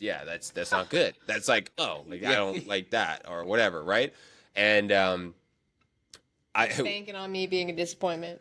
Yeah, you know, I mean, that's assuming I'm disappointed. No, I understand. You're like, I feel like you're not going to be good for me, so I'm going to suss this out and find out why you're not going to be good for me. Find out for sure. Yeah, because what happens is that you find out later, and you're like, fuck, I knew I should have fucking asked those questions, because I knew that this would probably be like this. You're like, I could have learned this in a month, but it took me 3 years. Now I'm in it. Yeah. But you know what, though, is actually kind of the worst part about doing that? Is you when they pass. Lose. No, when they pass. Oh. When you're like, oh, fuck, I really like that answer. Because now you're like, I felt like I could tell you a lot of things, and now I'm more obsessed with you. Because now I'm like, you're better, though. Like, you're even better than I thought. Because you answered it correctly. Like, fuck. Like, or not even correct. Like, there's no right or wrong necessarily. It's just shades what's right for me. Yeah, and perspective. I was hoping you were going to disappoint me here, but you excited me, and now I'm even more pissed. This didn't go the way you were planning. Backfires. And that's the toughest thing about, like, waiting. And really, if I were to look back and be like, why did I have to wait? Why did I have to wait? Because I had to become the person first. Yeah. I saw something in her and she saw something in me. Yeah. But it doesn't mean that's who we were at the time. The version I saw of her years ago is not her reality to what she felt she was like. Like, she went through a whole eating disorder, all kinds of stuff. I didn't see that. I just saw, like, wow, this woman's, you know, obviously, you know, physical looks aside, she's got a beautiful mind. She's dedicated. She knows she wants to continue growing. She's growth orientated. She knows what she wants, and she has the, like, you know, ovaries, I'd say, to go after it.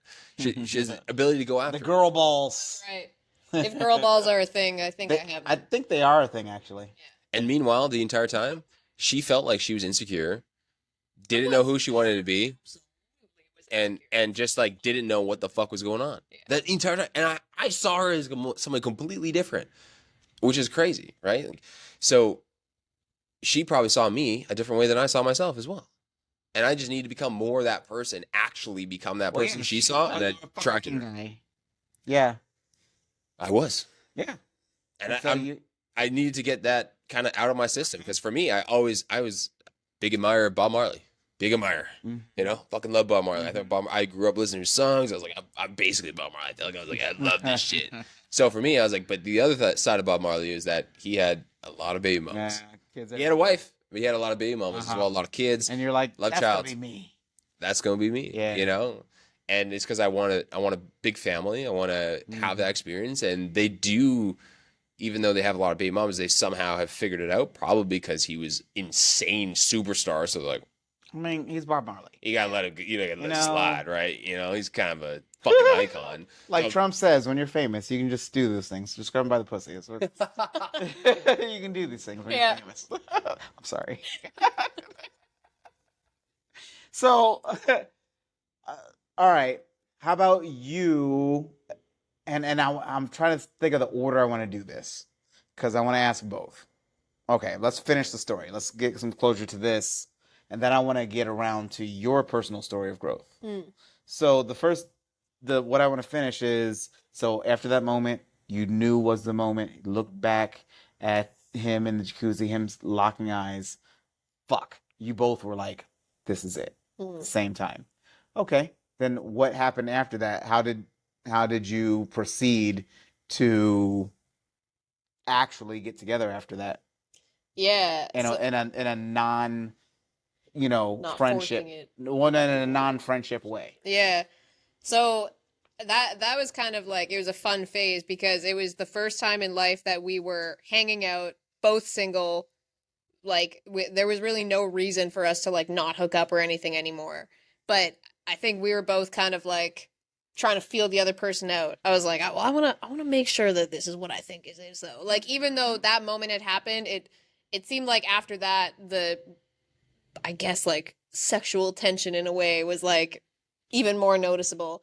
And my birthday was coming up and he was like, I want to like take you out for your birthday. So we went out the weekend after my birthday, and the whole time in my head, I was like, I was back to that first date that he took me on, where I was in that mindset that I was like, this is a date. This is a date. Mm-hmm. This is a date.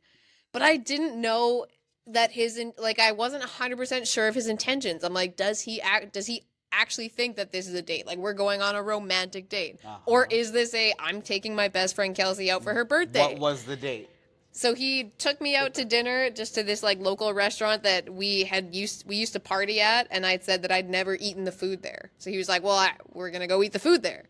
And then the whole night it was like that same thought was in my mind. I was like, "This is a date. We're on a date. I'm on a date with Alex." Right? But like you have that voice in your head that's like, "Are you though?" Like just being insecure. So then we ended up staying out until like 2 in the morning or something, and he pulls into my driveway, and I was like, I kept thinking all night. I was like, I wonder if like, what if we kiss? Like, cause he's been like one of my best friends my whole life. So it felt like a really big deal, but I kind of told myself, I was like, well, it feels like I'm the one who needs to do something here because I'm the one who like didn't know that other date was a date because I didn't fucking ask. Yeah. And now I'm in this like I'm not this passive person that I'm like I'm just gonna let life happen to me. Like that's just not who I am. So I was like, maybe I should just do it. And I didn't even realize that I said it out loud in the moment. I thought I said it in my head. Do you remember her saying that? Because we pulled into the driveway and I literally had the door open and I was about to step out and the immediate thought was like, damn, I was hoping he would. And then it's like instantly, like strong Kelsey came in and was like, well, that's a little bitch thing to say. You fucking do it then. Yeah. So I literally said the words, fuck it. And I just kissed him. And then. So you closed the door, you got back in the car and closed the door? Yeah. And then I went into the house and I think I got out. It wasn't a kiss. It was like the meeting of a century. It was just like, she was like on the way out and she's like, fuck it. And then it was like she attacked me. She was just in there. And it was like the most passionate makeout. It was just, you're going hard. And I'm there. I'm there. I'm like, holy fuck. It's a man. Come on this ride. Yeah, I'm just here for it, Because in my head, the whole time, similar to her, I'm like getting into the driveway and I'm like, it's got to be now, right? I got to just make a move. Like this was like a month or two of us hanging out with other people, being like pulled towards each other, like attracted. We weren't like doing anything really, but kind of touching a little here and there, but nothing like crazy. So it was just kind of like, it was like, holy shit. But I, had gotten out of this relationship, and I'm like, I'm not looking for anybody unless it's the one, right? How far out from you ending the relationship was this date? 3 months, probably, I think. Okay. 3, 4, something like that. Something like that. That's a ballpark. Okay, yeah. Keep going. Probably, it was about May, I think, that ended the relationship, and then it was August, so 4 or 5 maybe even. Okay. But yeah, that was part of the reason why I wasn't like, I was trying to downplay it, because I was like, don't assume that something's gonna happen here, because he just got out of a relationship, and for me, that's actually like, that's a no. Like if I'm actually interested, you don't want to in be somebody, the rebound. yeah, like if it's a fling, whatever, but if it's somebody that I'm like, oh, I'm actually like feeling myself being really invested in this person, and then he tells me I just got out of a long thing, I'm like, okay, you're off to me now. The switch is off. Right. Because I just don't like to do that. So that was a big thing that I was like, don't like get interested in Alex. It's not going to happen. He just got out of that. Mm-hmm. But the entire time, we pull in the driveway, right, after that date. Yeah. The entire time, in my mind, I was like, okay, I got to make a move. I got to be, just say fuck it, finally, right? Just go for it. And basically, in my mind, I was like, if she doesn't like make some kind of, because in my mind, I feel like women do make moves that tell you, I want it now, right? So I was like, if she does not show that sign in the car, and then she goes and walks to the door, she's gonna have to unlock the door. That time, I'm gonna get out of the car, and then I'll go make a move. So I was waiting for that moment, and I was in that moment already. I was thinking about that moment. I was like, I'm gonna make that move, and this is what I'm gonna do. I'm gonna do like this. So like, I was already lost. Like, she's like, yeah, I'll see you later. And in my mind, I was like preparing for that moment, right? To summon the courage. And then she caught me off guard because she was like, fuck it, and then came in, and I was like, whoa. I was like, I was expecting to have to go for that, right? Like, and try to risk the relationship at that point. And I was like, oh, this is way better. No, this is way better. Yes. Okay. And then so for you, for both of you, that was officially, hey, this is the thing. Yeah? Yeah, I mean, that was the turning point. Like, that was like the thing that I was like, if I kiss him, like, there's no going back. Yeah. Because shit's different now. And I remember, like, I went inside and I was kind of like pacing around because I'm like, oh my God, okay, I'm the one that did it. So like, I'm the one that crossed the line, like it's going to be different now. And I was kind of overthinking it. And then I got a text from him probably before you were even like at your office. And he was like, he joked that he almost like backed up into the curb or something. Cause he was like, he was just like, I almost just ran over something or some shit. And he said just whatever he said was like funny and lighthearted. And I knew it was like his way of being like, we're good. We're like, stop overthinking right now. It's fine. Because the best analogy is like, the best way of saying it is like when we were feeling like pulled towards each other, right? So the analogy I'd use is you're in like Universal, or you're some kind of place where you're going to go on a roller coaster. Let's say you're going to go on a ride. You see the ride, there's a line, you got to wait, right? So you're like, oh, okay, whatever. And you're waiting in line, and as you get closer to the beginning where you get on the ride, you're getting more nervous. You're getting more like, oh, this is going to happen, right? And then what happens is now you have a decision. When you get to the ride, are you going to get on the ride, or are you going to get out of there? Just leave. Yeah. Right? Because you can't. Right? You have all this anticipation in your head. You can get on the ride, or you can leave. Yep. And then it was like, so her saying fuck it was, I'm getting on the ride. Yep. And now I have to see it through. Yep. Right? I have to get on this, and whatever ups, down, like we gotta. I'm here. We have to go for it, and everything is different now than it ever was. Because when you're on a ride, right? It kind of like, for me at least, I'm scared to ride, so I feel like I'm like my whole life's gonna be different now. Like this is gonna be the craziest ride. I don't know. My mind just plays games with me. So now I'm like in. I'm like, now I gotta enjoy it, right? I'm like, and now I get off, and I'm like. Please see such a little ride. Yeah. After I get off, I'm like, that was the best thing ever. Holy shit, let's do it again. Like, Cedar Point in Ohio? No. It's actually really good. No. But that's basically what the kind of lead up to the relationship was kind of like that ride. Okay. And then, what was the next meetup after that?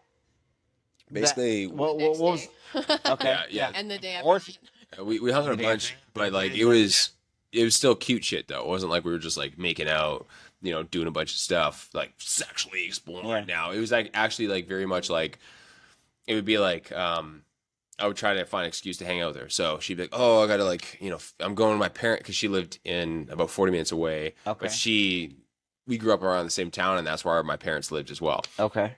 So she's like, "Oh, I'll be in Selkirk because I got to feed, this cat, and the cat that they have, the family cat, is like diabetic, so you got to give it a shot." Nice. So I'll be there, and I was like, "Well, I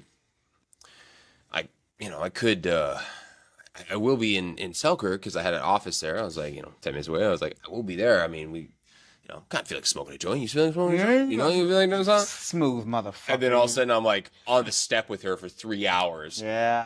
Watching the sunset, smoking a joint with her, just talking to her about stuff, right? So we just ended up like hanging out, doing little things, but we were a secret.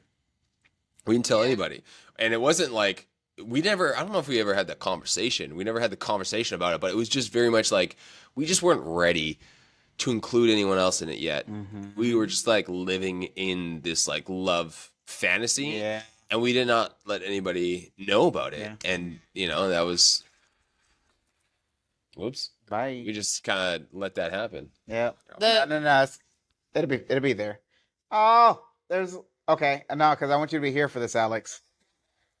Just drop them all. Go ahead. What were you going to say? Go ahead. I was going to say the funniest thing about that, though, was that when we started hanging out that summer, before anything had actually happened, like we hadn't kissed, we weren't being super flirty yet, we literally just started hanging out. And there was one weekend that a whole bunch of our friends we did like a barbecue potluck thing. And it was the funniest thing because multiple people were asking, like specifically me, were asking like, "What's going on with you and Alex?" And at the time, nothing was going on yet. Yeah. We weren't hanging out a ton. Obviously, they saw something different. Yeah. And that's the thing that I constantly am like endlessly amused by, is that so many other people were picking up on it before I was even picking up on it, because I wasn't active. I wasn't pursuing him. I wasn't being flirtier with him. We weren't kissing yet, anything. But to you, it seemed like that. And that's the thing, is like other people were picking up on something. And I remember the first friend who asked that, they're like, "So what's going on?" And I was like, "Nothing." "What do you mean?" "It's Alex." But it's so funny now because it was happening. It's just that neither of us were like, at least I wasn't like directing my attention at it yet. Yeah, before we kissed or anything, we had a moment where it was like Kelsey, it was her birthday. So again, we're at my parents' place. My dad built this deck with the hot tub, all this stuff. So we had people over after we went and did activities in the day. And basically, again, we were not dating, we're not kissing, nothing, right? We didn't go on that date yet. And what had happened was, by the end of the night, there was myself, Kelsey, and then two of these friends that we knew, these two girls that we knew that were also there. And we're all hanging out in the hot tub, having some drinks. And then one of them looked at us and we're like, "Okay, so like, are you going to tell us what's going on between you two?" And we're like, all of a sudden it was like, we literally our reaction was back, look at each other. Like, because now it's like, what is going on, right? Like we hadn't talked about it either. So I was like, and I just took the reins, I'm like I'm on my feet, I'll be on my feet kind of thing. And so she kind of looked at me like, you tell me, and I just was like, I feel like I'm at a place in my life right now that I don't know. I just know that I want to do things that feel right. And when I hang out with Kelsey, feels right. We talk, just feels right. And I just want more of that. Shit. I don't know. You may be one of the smoothest motherfuckers. Yo, that was the craziest thing I ever did. I was like, yo. And everybody was like, damn. And her face, she was like, oh. I was like, nailed it. It felt like a really accurate way to put it. Because I remember thinking in that moment, I was like, I wonder if he's gonna say something that feels like bullshit. Right. And the way he said it was like, that is real as fuck. That is actually how I would describe it. Yeah, because we both were feeling it, but neither of us were addressing it. Right. And I think that the reason that even after we did start kissing and stuff is we didn't we weren't telling our immediate circle because one, we knew people around us would like make a big deal and be like, oh my God, so are you guys finally dating? But also like, we just kind of wanted time to like, just kind of live in it and figure out like what we were actually feeling. So that was the first person that like directly addressed it. And so, yeah, immediately I just looked at him because I was like, I want to hear what he's going to say. And then at what point were the friends in the frenzy of, oh, I can't believe this is finally happening? At what point did your friends know? Well, I kind of like announced it to everybody. I posted a photo of us kissing. I think I always felt like I wanted to be thinner and more fit because I wanted to be like the women that I saw on a lot of the shows and movies that we grew up watching. Sure. Like 90s and 2000s things. You never saw like plus size people on TV. So you're like, oh, smaller is better. And I felt like I was bigger than I wanted to be. And then when I I remember like the early days of me becoming bulimic. I mean, I don't know why I turned to bulimia. I think I just like, it made me feel better about myself in a way because I felt like I could still like eat things and not have to starve myself, but also like get smaller. It becomes like a very twisted relationship. I feel like we could go on a whole tangent with this, but I think that getting that positive feedback from people on me looking so good, I took that as like a good thing. And I was like, well, this is something I need to maintain now. I guess the question is, well, what made you immediately think, oh, well, actually, let's clarify. What is bulimia? Let's clarify what it is. Bulimia is basically you eat something. A lot of times people will even like binge, they'll overeat, and then you compensate for it in some way, usually by vomiting, but some people will like use laxatives or exercise to the extreme to like try to lose, like compensate for eating or overeating. And what's the difference between bulimia and anorexia? So typically, I mean, anorexia is like you just don't eat. You like starve yourself. Okay. You deprive your body of food. Bulimia, people will still eat, they'll still consume, but then they will try to like expel it in some way by vomiting, using laxatives. And so my question is, so what made you decide bulimia instead of anorexia or working out? I did bulimia and working out. Like I got really, really obsessive with fitness and I got to like a really unhealthy place with it. But I think bulimia, just because I think anorexia is more noticeable, and I have a very analytical mother who I was like, my mom will notice if I just don't eat. But bulimia is a little bit easier to hide. Call your mom? Did you just do that? Mom? Did you say mom? Mom. Okay. Mom. Okay. Did I say it Canadianly? Oh, mom. Well, American is mom. Mom. Mum is dead. I thought that was only English. I didn't know that was also. A lot of Canada language is like derived from British. Right. We're a little bit of both. So that makes sense. Anyway, sorry, sidetrack. No. So your mom would know. Yeah, I think that in my mind, bulimia was less noticeable, and then that way I could still eat things that I liked because I do fucking love food. So I didn't want to just not eat, but I also wanted to be skinnier. Yeah, what's your favorite food? Sushi. Yes. I feel like I have an extra sushi stomach. Yeah. It's like everything else I can eat a certain capacity, but you give me some epic sushi and like fucking all day. Oh man, it doesn't stop. Yeah. No, I get it. All right. So bulimia, and you're with this guy, and you have bulimia. What came next? How did you evolve from that? How long were you with him? 5 years, right? Yeah. Were you bulimic the whole time? No, I became bulimic when I was 18. We first got together when we were 16. And again, it was on and off sometimes. Like we weren't together that full 5 years. But I think that just in my mind, again, it's in hindsight now, it was way more of a me thing. And I think I just like really focused a lot of my energy on him. But I think in my mind, if I was better, if I was skinnier, if I was like more desirable to more people, then he would not look to the left. Other ways. Yeah. Yeah. All right, and then how'd you move past him? How'd you move past your bulimia? That's I feel like the moment that I actually realized that I was done that relationship, because I don't know if you've ever been in like an on again, off again thing. Fuck yeah. I mean, we've all been in relationships that you're like, I know in the back of my head this isn't right. This is not, me. yeah. But like, I keep getting back together with for this whatever guy. reason, yeah. I keep getting back together with this guy who's cheating on me. And, Yeah. like, if somebody were to ask me, like, are you proud of that? Right. Are you proud? Right. Like, do you own that decision that you keep getting back with this guy? Absolutely not. I didn't like that about myself. But I felt like I didn't really know how to love me if he didn't love me. So I think that it was actually interesting. We went on a trip together, and I actually realized on that trip that I was starting to like grow out of the relationship. Mm-hmm. And for me, being the one that had like kind of chased him for so long, Mm-hmm. it felt really like interesting to be like, I think that I'm moving away from this a little bit, but I didn't know that I was ready to end it yet. Yeah. But yeah, I so because it had been so on and off. Once I kind of knew, I was like, I think that I am grown out of this. I think I'm ready to be somebody who's not with you anymore. It still felt hard to walk away, and I wanted something to make me definitely walk away. I was like, I just want you to cheat on me again or something so I can just go. Just like Alex saying, hey, you're like, I need something to be like, yes. Yeah.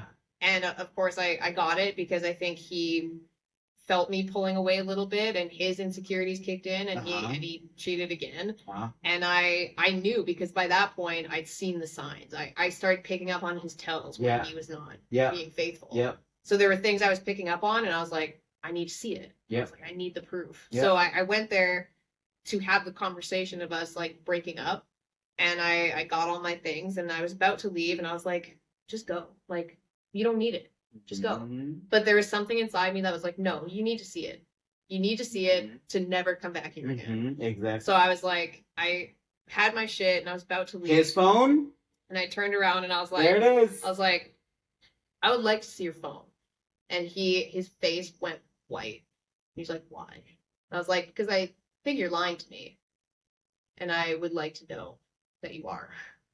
And then as he was like pulling it out, he admitted like, well, I have been hanging out with such and such. And I didn't even need to read the messages. That was all I needed to see. But I looked at them and I was like, thank you for making this so much easier for me to what did you see though?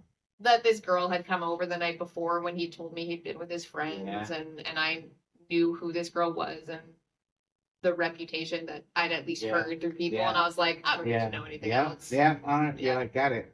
But I think that was like one of the most, like, for anybody who's ever been in like a tumultuous relationship or an on again off again thing, the moment that you actually realize like, holy shit, I think I'm actually done with this, it literally feels like chains break off. Yeah. You're like, oh my god, I've been stuck in this for so long, not knowing why I couldn't let you go, and now I feel like I can, and I feel like I just leveled up. Yep. Break free. Yeah. Okay, now I can move forward. Yeah. How did you feel? In what ways did you feel that you were kind of outgrowing him? Or I think so. We went on a trip actually to Florida, and I just remember continually on that trip, like 4 different times, I had the thought, like, I wish I was here without you. And that was a really weird feeling, because being somebody who had like been chasing this person for so long, to then have those thoughts that like, if I had the choice right now, I would choose to not be here with you. Yes. Was already like a pivotal thing. So I was like, that's new. I didn't used to think like that. Yeah. So that was kind of like the seeds. I was like, I think that I'm starting to wish that I was by myself. And that was like, I was somebody who was like very insecure about being alone. Yeah. So to even have those thoughts, to be like, I would prefer to be here without you right now. Well, what was happening that you preferred to be there without him? I just noticed that like we'd like go to the beach, and I'd be, instead of like wanting to sit and hang out with him, I was like, I'm gonna go for a walk on the beach. Like I just want to do my own thing. Yeah. And if I'm being totally honest, I kind of wanted to like be perceived as single. I wanted other guys to see me and like just see me alone, because I'm like, I kind of want to see what like maybe I like male attention from other people instead of just this one person who I've been fighting for their attention for so long. Did you switch the phone? Yeah, my phone. How do you feel? And I gotta circle back to that again. How do you feel you're gonna prevent that with Alex of? And I'm asking this arbitrarily because I feel like I already know the answer. Mm-hmm. But have that feeling of, I used to wish that you were with me everywhere we went, but I think I would rather, do this without you. How do you feel you prevent that from happening?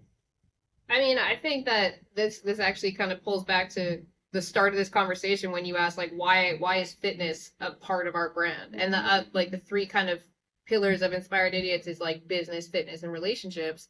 And I feel like the similarity that I see in all three is that ownership of control. That like if people would just take that, you would realize that you have so much control in all of these things that you're kind of passing off. So like relationships is another one of those. Like I think people get lazy in relationships. And again, like I've not been married for 30 years. I'm not trying to come across as like I am a relationship expert. Sure. But I think that people, if you take ownership for the fact that like you play a key role in your relationship with somebody, and if your partner feels insecure, it could be a them thing, but it also is very likely that it's something that you're doing in your relationship with them that is feeding an insecurity. So it's literally just both parties being willing to take ownership for like, hey, this thing is coming up in our relationship. Like both parties are responsible for figuring out why that's a thing. God damn it. And I feel like that's something that like I actually, in that same book I'm reading, the guy who wrote it, Kelsey, you said you have a sister, right? Two sisters? All right. But are they like you? Are they like me? Yeah. In ways, yeah. All right. You want to date one of my sisters? Maybe. What I was saying was that he actually like he's a therapist and he helps a lot of couples, and he's like, people have this saying that like, a relationship is like some days it's going to be 70-30, other days it's going to be 80-20. He's like, I completely scrap that with my clients, and I tell them that whether it's conflict or you guys trying to work on something, it always needs to be seen as 100 and 100, in that if there's a conflict in a relationship, it's not like you're responsible for solving 80% of it and I'm 20. It's we are both 100% responsible for owning why this is a conflict in our relationship. And people just pass that up because they're like, well, it's an Alex thing. Alex is insecure and he needs to work on that. Sure, there's probably a part of it that he needs to work on, but there's also, could it be possible that there's something I'm doing that's making insecurity an issue for Alex? Not that he is. Alex is probably the most secure person I've ever known. But I think that people pass that up. So I think being with Alex, like that really was the big thing for me when I realized like, oh, we're going to do this. We're going to be together. It felt really heavy because I was like, if Alex and I get together, that's it. Like I'm going to be with him forever. So it felt like it wasn't a hard decision, but it was a serious one. Because I was like, I'm not going to play the old manipulative games that I used to play with an ex. Like, I'm not going to do that to him. Because I want him to be in my life for the rest of it. So it's like immediately, for me at least, once I knew, like, this is my person and we are now together, I was like, I'm going to need to own every piece of baggage that I've ever brought into a relationship and, like, consciously not do it here. Yes. What kind of manipulation games did you play? Well, I think with that, my first relationship where like there was like several incidences of infidelity on his part, it becomes like, I think when people say like toxic relationship, people throw around that term a lot. Yeah. But like, what is a toxic relationship? Because it can look different, right? Sure. I think for me, what a toxic relationship looked like is like, I knew that he was being dishonest and he knew that I knew, but instead of confronting him and being like, hey, can we have an honest conversation? Yeah. Wait. No, can I have this? Yeah, you can. All right, cool. Let's go. Instead of being like, hey, let's have an honest conversation because, like, I think you're lying to me, and then, like, can we talk about it? It was like, I would try to make him jealous instead. Like, I'd go to the bar that night, all our friends would be there, and I'd ignore him all night. Because I started to realize, like, when I ignore him, when I pretend that you literally don't exist, it drives people fucking crazy. Especially, at least in my experience, people who are cheating because they still need your attention. Yeah, because they're kind of cheating for validation, maybe. And yeah, different reasons. Yeah, and when you don't want that validation, when they expect it. Yeah. Yeah. But I think that's like a really slippery slope people fall into is like when somebody feels like they're hurt, instead of like taking the higher ground and being like, hey, I don't want to go down this with you. Like, can we talk this through? They're like, I'm going to give it right back to you. Right. and like you're digging the hole with that person now. These foolish games. Yeah. Who's the artist? Foolish Games? Yeah. Isn't that... Oh, that's Jewel. Come on now. Yes. Oh, wait a minute. She's Canadian. She right? is, yeah. Yeah, that's right. I had the hugest, That's a good rainy day. fucking hugest crush on her. Yeah. Do you know what I'm talking about, Alex? These foolish games are. Never mind. All right. Cool. Like that's white music. No, we're karaoke Yeah. tonight, by the way. We're gonna God. find fucking karaoke. We're gonna All find right, you can find it. So,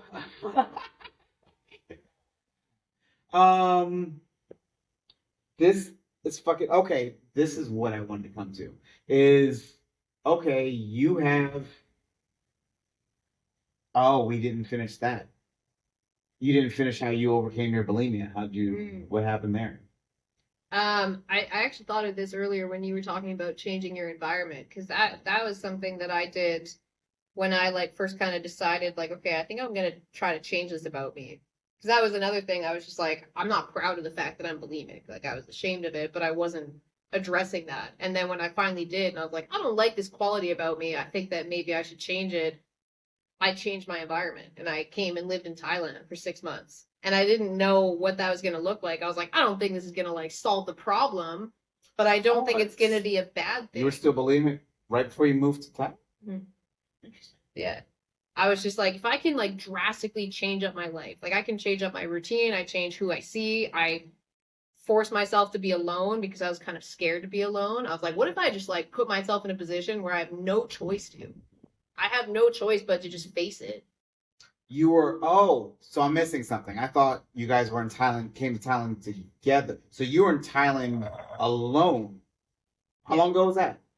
9 years ago. It was like early. I was like 20. Oh, so you already knew about Thailand, and you're like, we need to go back to there. Yeah, this is my second time here. I wanted to bring him back with me.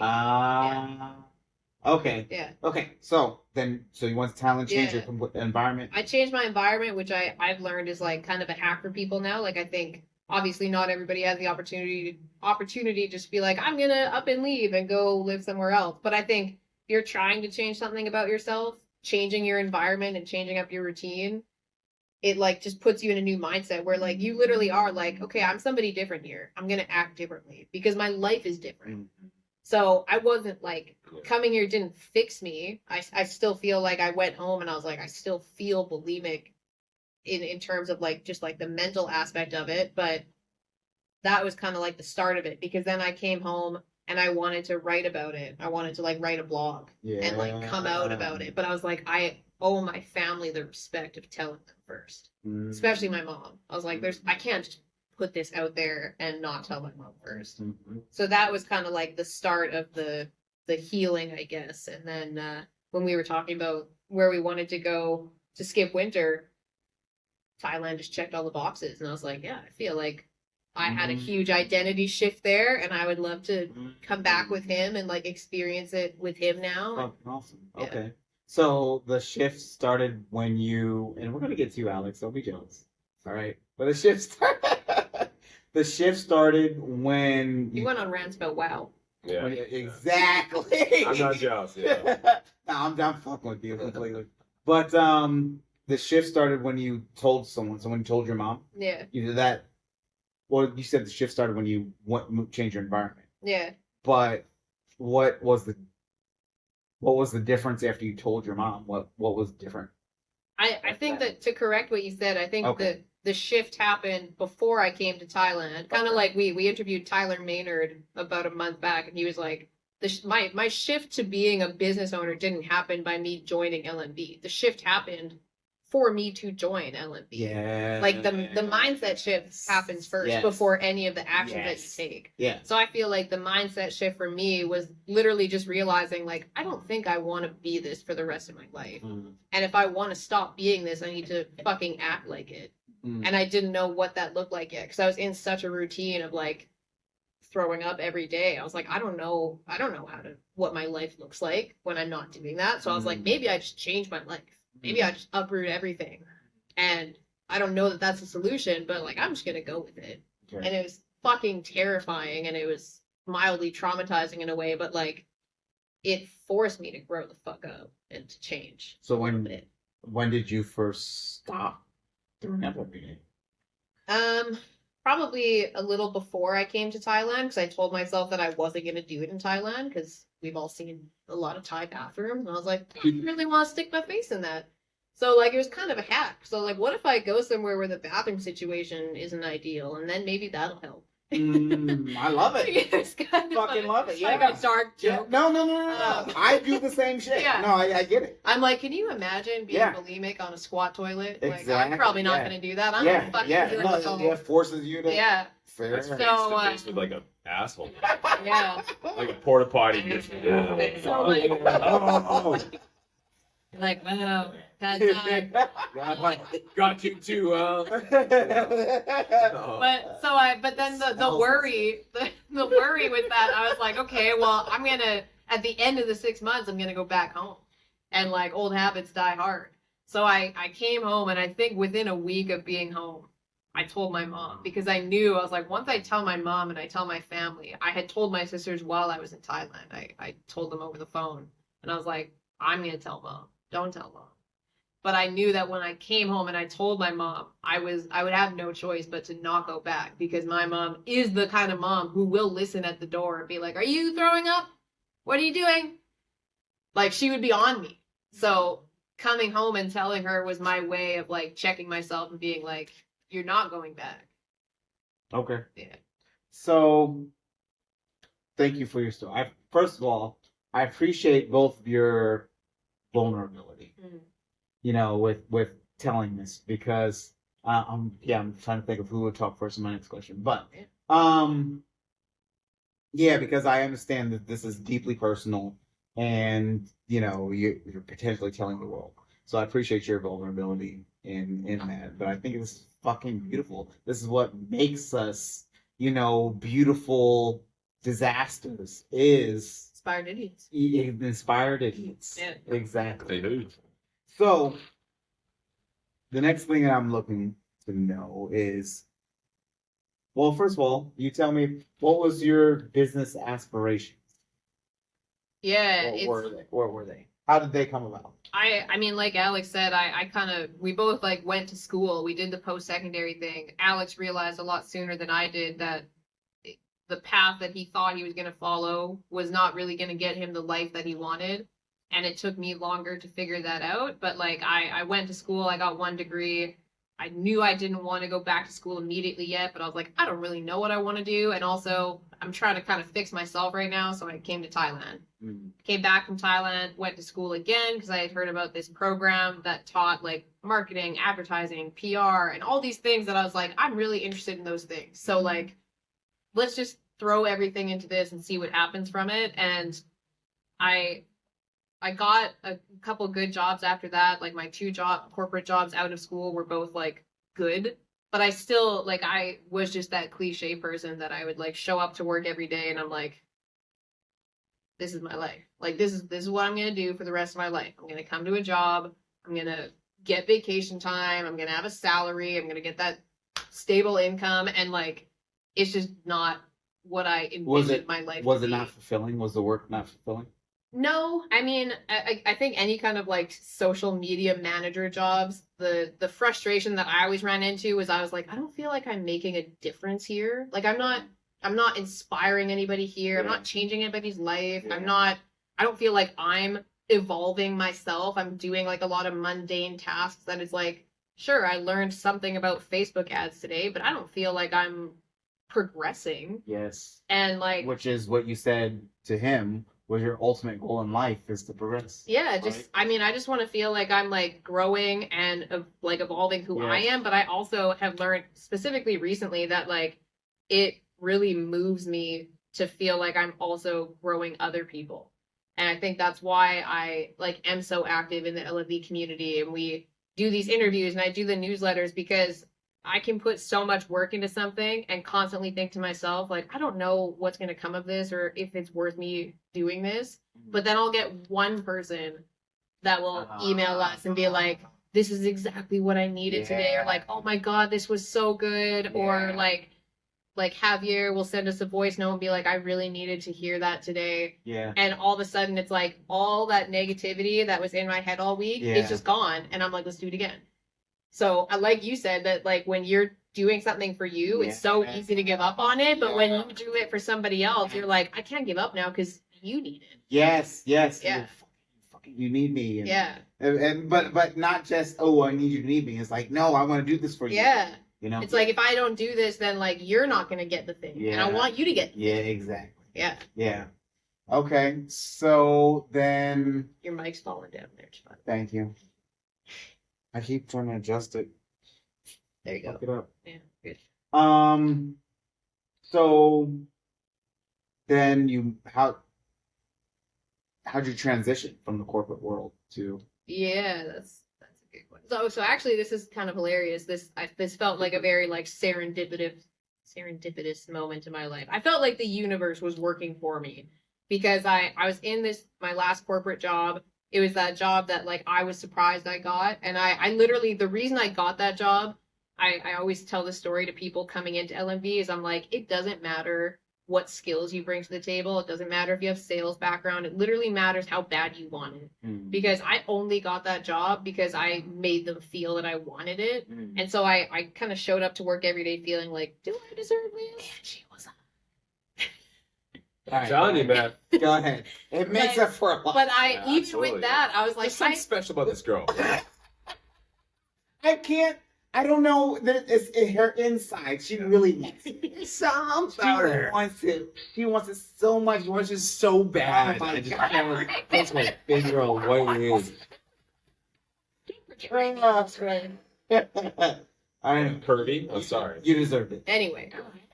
I get ahead on my Or- skills in life, not on my looks. Yeah, you're getting ahead. Of course not. I knew you were going to say that. I could say that for you. Anyway, All right. I feel like even with that, even with feeling like, I don't know how I got this opportunity, I still would like show up to work and have that same feeling of like, is this it? And it just like kind of felt shitty. But I was in this weird place where it's like how Alex said, when you're in like an 8 out of 10 relationship, you're like, it's not bad enough for me to leave. Right. Like, Right. I was like, I'm making money. It's So like, much of business also is relatable to relationships Yes, too. this is why we've seen like Yeah. all these kind of Yeah. run in parallel. Those same- Business, yeah. fitness, relationships. There's a Yeah. lot of the same mental principles that you can apply. Yes. So what happened was the pandemic hit, obviously. And during the pandemic, I was the marketing manager. So like I saw some things happening that I was like, I know this isn't a good sign. Like for instance, they suddenly, instead of direct depositing people's paychecks, were giving us physical paychecks, which like anybody who's in bookkeeping would say, like, it's pretty weird for a company to go backwards like that. Be like, hey, we've always done direct deposit, but we're doing paychecks right now. You're like, why? So things were happening that you're like, I'm seeing some things here that like don't feel like good things. Yeah. And I kept getting like rejected for like budget things I wanted. But they kept assuring us like everything's fine, everybody's jobs are safe, we're just having product shortages, like still from the pandemic. And then literally one day they brought everybody onto a Teams meeting and fired everybody at once. And they're like, yeah, we're done. The company's bankrupt. And Alex was there that day and he literally like videotaped it because I told him, I was like, I think I'm about to get fired. Right. And we were talking about it, and I was like, yeah, you're definitely getting it. Because it's just like, It's all the signs. I shared all the same things with her, like in terms of like, oh, that is weird. It was like, why would a company start doing checks? Right. Oh, it's because they want to delay between Exactly. when the cash gets withdrawn. Because So not it's like, everybody is why? going to cash it right away. Yeah. They're at a cash, like they really don't have much cash left. Yeah. So it's like they are trying to stretch it to Right. be able to See if push they can- themselves, right? see So if they can now stay they get some afloat cash, until- right? Yeah. Yeah. So bunch of shit like that. Yeah. So once that happened though, it was like obviously scary for a moment because I was like, fuck, I just lost my income. But it's like at the same time, it felt like the universe was like, hey, you've been trying to get out of this. We just gave you an out. So don't go get another corporate job because you know that's not what you want to do. This is a sign to go do something else. Yes. Like you weren't going to leave because it Yes. wasn't bad enough to leave. We just fucking made you leave. Yes. Yeah. And I love the way that you put it as far as the universe was sending you a sign. The way I see the way this works is that we are all of us are the universe, just different focal points of the entire universe. That's why the universe works with us the way it does, because we are the universe. So if we focus on the negative, then that's what's going to happen. Focus on that's what. Yeah. Because we are the universe exploring. We're focal points of the universe exploring every possible option of existence. I always say that to new people who like come into the LMV program is like, if you come into this focused on what happens when I fail, then you're setting yourself up to fail, because now your mind is expecting to see these failures. Yeah. That's where you're focusing. So you're going to dwell on it more. But if you come into this saying like, how can I just keep making this work? Yeah.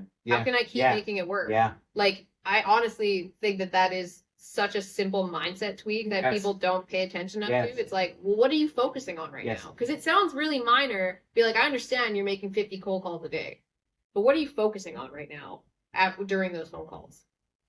Because where's your energy? Are you focusing on, oh fuck, this is gonna suck? Yeah. Oh fuck, they're gonna reject me. Yes, you take that energy into the next. I knew it was gonna happen. Yes. Oh my, that's the like to sum up the worst mindset I think you can have. And I'm not above this. I struggle with this too. Yeah. But when you have that like, I knew this wasn't gonna work for me mindset. Yeah. Well, congratulations. What you just told me is that you've been fucking yourself up. Yeah. Because you're clinging to that. That's mindset. what you were thinking about. Why would you come into this being like, I'm going to fail? Yeah. Just so that you can say, I knew I was going to fail? Okay, what'd you get out of that? Because ignorance. Because ignorance. Yeah. People don't know what they don't know. They don't know that there's just a better way. Yeah. Right?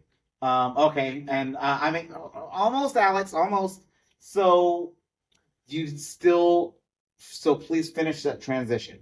So, boom, fired, now what? Yeah, so then at that point, Alex pretty quickly after was like, well, I think it's time for us to do something together then. Because we'd always been like, he would kind of throw freelance work my way and stuff. And he was always trying to like get me to get into entrepreneurship. Because he's like, you're so talented. You have things that you can offer the world. Like, you should fucking do your own thing instead of keep trying to fit into these corporate roles that aren't what you want. And then, so the job went under. And he was like, well, I think that we should do something together now. We didn't know what that looked like. We ended up like we were doing consulting for another entrepreneur, which is how we got connected with James's content and started building a relationship with James. But like, you were doing consulting while you're still in a corporate job? No, so it was a gig that he got. He was basically like the client success manager for another online program. Sure. And then he brought me in with him, and I was working with him. I was basically keeping him organized. We were doing a lot of like social media stuff, but that was kind of the start of us working together. And then to make a long story short, we kind of realized from that opportunity that that person wasn't a good like moral fit for us and the way we wanted to do business. What the fuck was he doing? How's he fucking people? It's the very typical online program scam that people are weary of. Is like, are you going to sell me something that you're not going to deliver on? And that's essentially what they were doing. Yeah, it was like less. It wasn't like, you know, you buy and then they just disappear or something. Mm-hmm. But it was just more like, you know, more or less like they'd sell you something and then the infrastructure wouldn't be in place to actually do the thing. Yeah. Mm-hmm. Right? That was more or less what was the case, because they did have like a training program, a course, all that stuff, and you could take it and you could get results. It's just that like at the end of the day, the training program that they would put together was really outdated in the sense of the information, but also like when it was filmed. And it wasn't like a case where it's like, oh, well, like it's still applicable. In some cases, yes. But what I feel like is a good hallmark of a good educator is that they'll actively look at what they're doing and be like, is this customer experience good, or how can we improve it? How can we tweak things? So and he was doing that. There just wasn't any emphasis on that. It was like, oh, like here's the metrics. So for me, it was like, you know, it was like, oh, like here's the customer success. Like here's what I see. And they're like, where are the wins? I'm like,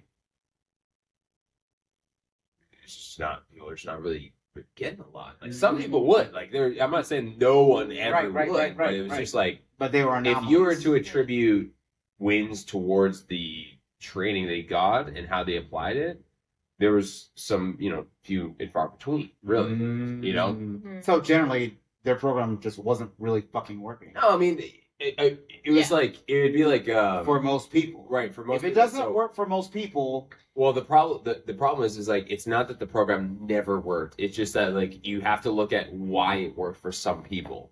Mm-hmm. The reason it worked for some people was because some people were really good at doing what they did, and the whole program was about, hey, you should, you do something really well, make it into a course, use Instagram and sell it. So it's like if you're really good at what you do, right, and you get really good results, people will be interested because they're like, holy shit. Yeah. And then if you use their tactics, you can make money. Sure. Absolutely. And then you run ads or you do whatever. So it's not that like they never helped anybody. No, they did. But the problem was that the person that they were selling, the people that they were selling to were just not good fits all the time. Yeah. Like there'd be like a photographer dude and this guy and this guy and this guy. And they'd be like, I'm going to make this course. And while it is good on paper, the core of why their program worked was because you worked good. Yeah. You did something really well. Like there was a guy who was a trader, a stock trader. Dude was like, he was really good at communicating with people, and he made a lot of money. Like he would have trades, he'd show it, and he'd be like, yeah, I just made like 150 grand. Right. And it was like, is that stressful for him? Absolutely. Right. Is it crazy? Does he want to get out of it? Absolutely. But he still was able to do it, right? Right. His life is in shambles. So but he's able to do it by making these coaching programs. Well, that guy who's a trader, yes, he was trying to shift out of it, but like it's not that he was inauthentic. No, he got the results. Yeah. So he was really good at what he did. Yeah, at the core of like the program in terms of what we were helping or consulting with on that was just like if you could get results, show them online. You show them online, you make money. That was like the core of what was happening. Sure. So if you recruited people who couldn't show results very well, it would not work. Now, what were the different reasons why people couldn't show results? Because they sucked? They suck. They're new. They're like, oh, if I sell a course, I can make all this money because it's like. But they sucked at what they I make a product one time and then I make but it's like, or it's hard for you to show the result, right? So there was a guy who was like a photographer, and he would like try to talk about. He would have students who'd come on, and basically his main thing was like he was teaching other photographers how to run photography business, right? But him and his partner, they maybe made $20K a month. Pre-expenses, just revenue, just $20K a month, right? Which is cool, right? And I'm not saying that's bad. That's cool.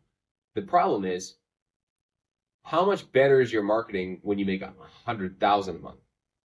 A lot better, right? Sure. So there's levels. So if you made $100,000 a month, and you're like, hey, if you're a photographer, I can teach you how to make $100,000 a month. Yeah. That is way more persuasive than, hey, if you're a photographer, I can help you make $5K a month, right, $10K a month, right? So messaging is a part of it, but also the results you got are important. Yeah. So if you're trying to sell a course too early, you can fuck the whole thing up because like who gives a shit if you make 10K a month? Right. Like, I'll teach you how to make 10K a month because I made 15K a month. It's like, when you actually make 10K a month, you're like, oh, like, yeah, your life is a lot better, sure. Yeah. But you're not different. It's like when you make, in my mind, again, I could be totally off base.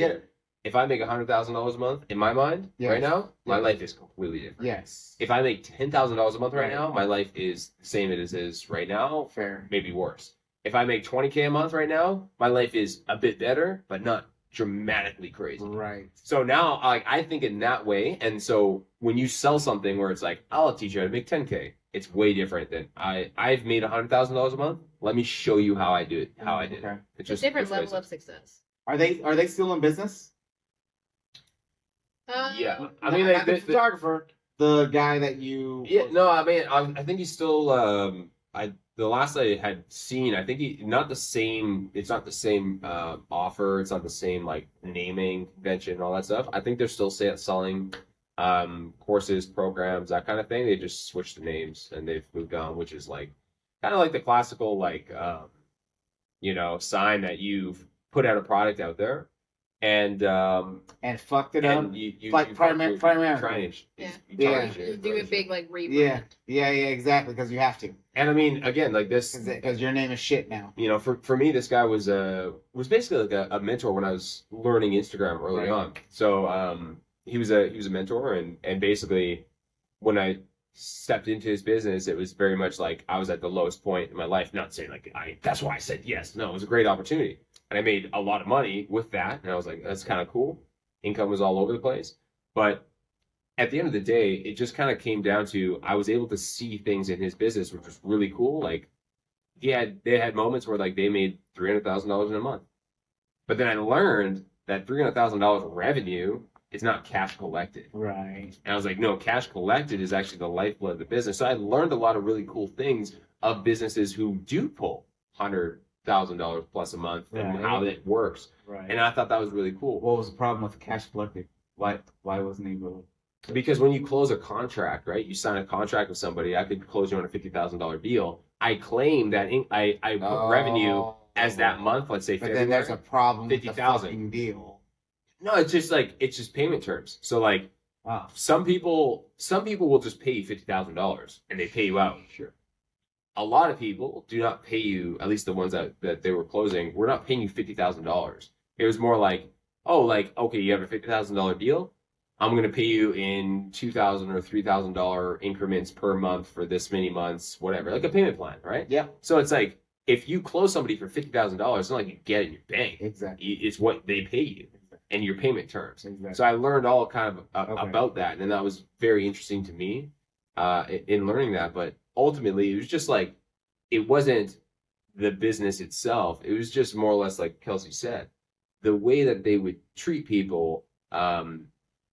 There was always like a factor of like, oh, like these people are shitty clients, and sometimes that is true. Yeah. People are shitty clients, and you fire them, you give them money back, whatever it is. Yeah.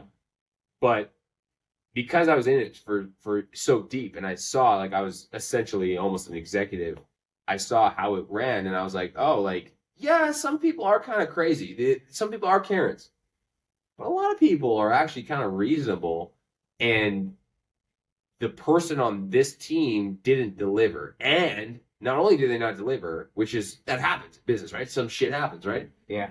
But the way you respond is what matters. Yeah. And the way that was responded was not in, that's our team's bad all the time. Sometimes it was. Sometimes it was, right? Sometimes there was ownership. A lot of times it was like, yeah, well, you're fucking being unreasonable. You know, this guy's an asshole. He never did what he was supposed to do. This reason, and you never like look inward. And when you do that, and that's a culture within a company, you're like, oh, so you're actually just looking for excuses to just be in a bad situation. Yeah. Sorry, man. It's what happened? It's the bag. It's the ice. It's the this. Okay. So again, the parallel of taking ownership. Yeah, is we see what works, what doesn't work. I mean, that's a result of not taking ownership. Yeah. That's and you don't want to be associated with somebody who doesn't take ownership because you understand what the fuck happens. Yeah. The problem is like your reputation is the thing you cannot get back. Like you can spend money, but you cannot like blow your relationship or your reputation and then like get it back, right? Like it's many people. So that's why you change your name. Sure. That's why my name is now Javier. Yeah. I'm sorry. No, it's good. So for us, like when we had been through that process, you know, James and Jason were part of that. And we thought their business was really good. And I mean, they had shared figures with us in terms of how many sales they were getting, not in that specific time period, but when they were coming up. Yeah. Where it's like, you know, they're doing close to $1 million a month. And you're like, what the fuck? Like, people really love that shit. And then you're like, okay, well, what results are you getting? Oh, here's all these testimonials. You're like, oh, shit. Like, not only are you guys making crazy sales, like there's obviously demand, but there's people who actually take action, they get results. And I was like, that's crazy. And so for us, it was like we were associated with something that was negative for them. And we're like, you guys are obviously legit business owners. You're associated with something that was negative for them? Oh, because the other company. Right, because the other company, right? Okay. So it's like, you know, we don't want to associate ourselves. So we don't want to charge you guys anything. We want to help you guys, and we feel like the money you spent with them we want to at least get you that back in things we can help Spent you with another. with the other company, right? Whether it's like services or whatever So you're talking about the other company that you worked for? that we work for, right? Yeah. Oh. So we were like, we'll just do some shit for you. We'll try to promote you as much as possible. Yeah. Not like in the same way that the company was. Like we're not like, So, oh well, we'll just do their process. We didn't do that. We were like, we want to send you business. Yeah. Because one, we believe in the product, and two, we also are like, okay, like we want to associate ourselves in a good light. So we actually just were like, what was the best way for us to actually showcase their product to people? Mm-hmm. And we're like, well, let's do it. Let's actually do their product. Let's actually get involved in the business. Let's like Let's do actually- the whole program. Let's actually start one of these businesses, these local lead generation businesses. And that's actually how we started making content, getting involved, because we're making content to then show other people about how this process worked. That the how L&D business model actually works. how this business worked. And then like, because I was like, when I talked to James, I mean, we both talked to James today, but when we talked to them, it was like, they explained how the business model worked, their sales pitch to people, and I was like, fuck, that's good. That is a good deal. I would say yes to that deal. You know, like that is some good ad. You mean you're gonna give me some clients, and then like, you know, I'll pay you some money for it, but like if you don't make me money, I just stop paying you. Yeah. I'm like, That's that is fair. fucking good, man. Yeah. I was like, damn, bro. I was like, okay. And I was like, well, how do you get some of these clients? And he was like, yeah, like, you know, I just, you know, I'm crazy. I'll call business and be like, hey, do you guys need more customers? Yeah, cool. How about I send some to you? And then like, you know, you can take this overflow of leads. Right. And it's like, okay. So then it's like, oh, so you just sent people business and then they made money. And then you're like, yeah, you like that? You make some money? Yeah? Okay, well, how about we keep working together? I was like, dude, who the fuck would say no to that? Right. Obviously, some people might, but Right. it's more or less like, if you're a good business owner and you're hungry, you would Exactly. it. And I was like, Exactly. holy shit, that is. Yeah. Well, and that's See. when you were asking me about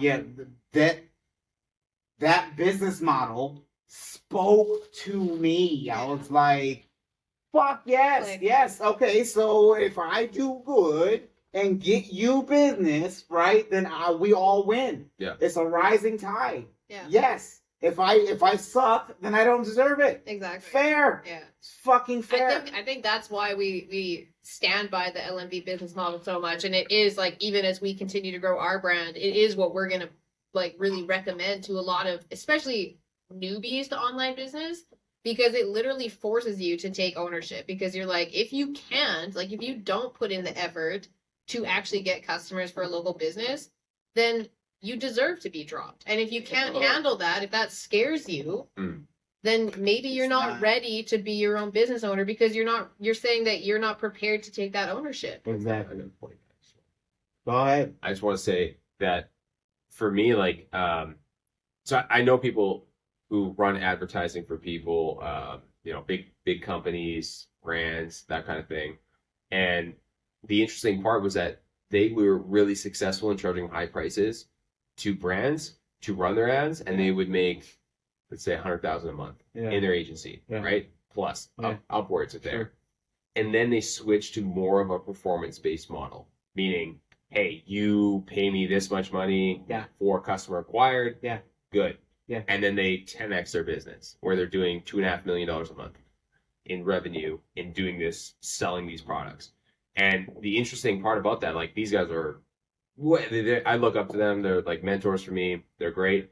And the interesting part about that, I was like, man, that is such a good business model, because if you're a performance based, meaning like I keep what I kill, almost like Riddick. I don't know if you ever. Yeah, seen oh, that movie. yeah. It's like, Fucking keep what Vin you kill. Diesel. Yeah, you keep. My what you brother kill. kind of looks like him. Yeah. Oh yeah. Yeah, it does. So it's like you keep what you kill. So it's like, in that sense, it's like the more efficient you get, meaning the better at your job you get, the more money you make.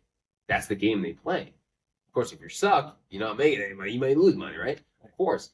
But the crazy part about that is that local businesses also will operate under that pretense, and they actually want somebody to do that. Where it's like, hey, if I book somebody into your studio here, like, would you do it for $50 instead of $70? Like, like, where are you at with that? Yeah, I would do it for 50. Okay, cool. Now all I need to do is just fill your studio up, and you keep giving me, X amount of dollars for every single person, which is the exact same model. Like, if you really listen to some of the higher level marketers out there, or business people who make content, for example, Alex Hormozy, Yes.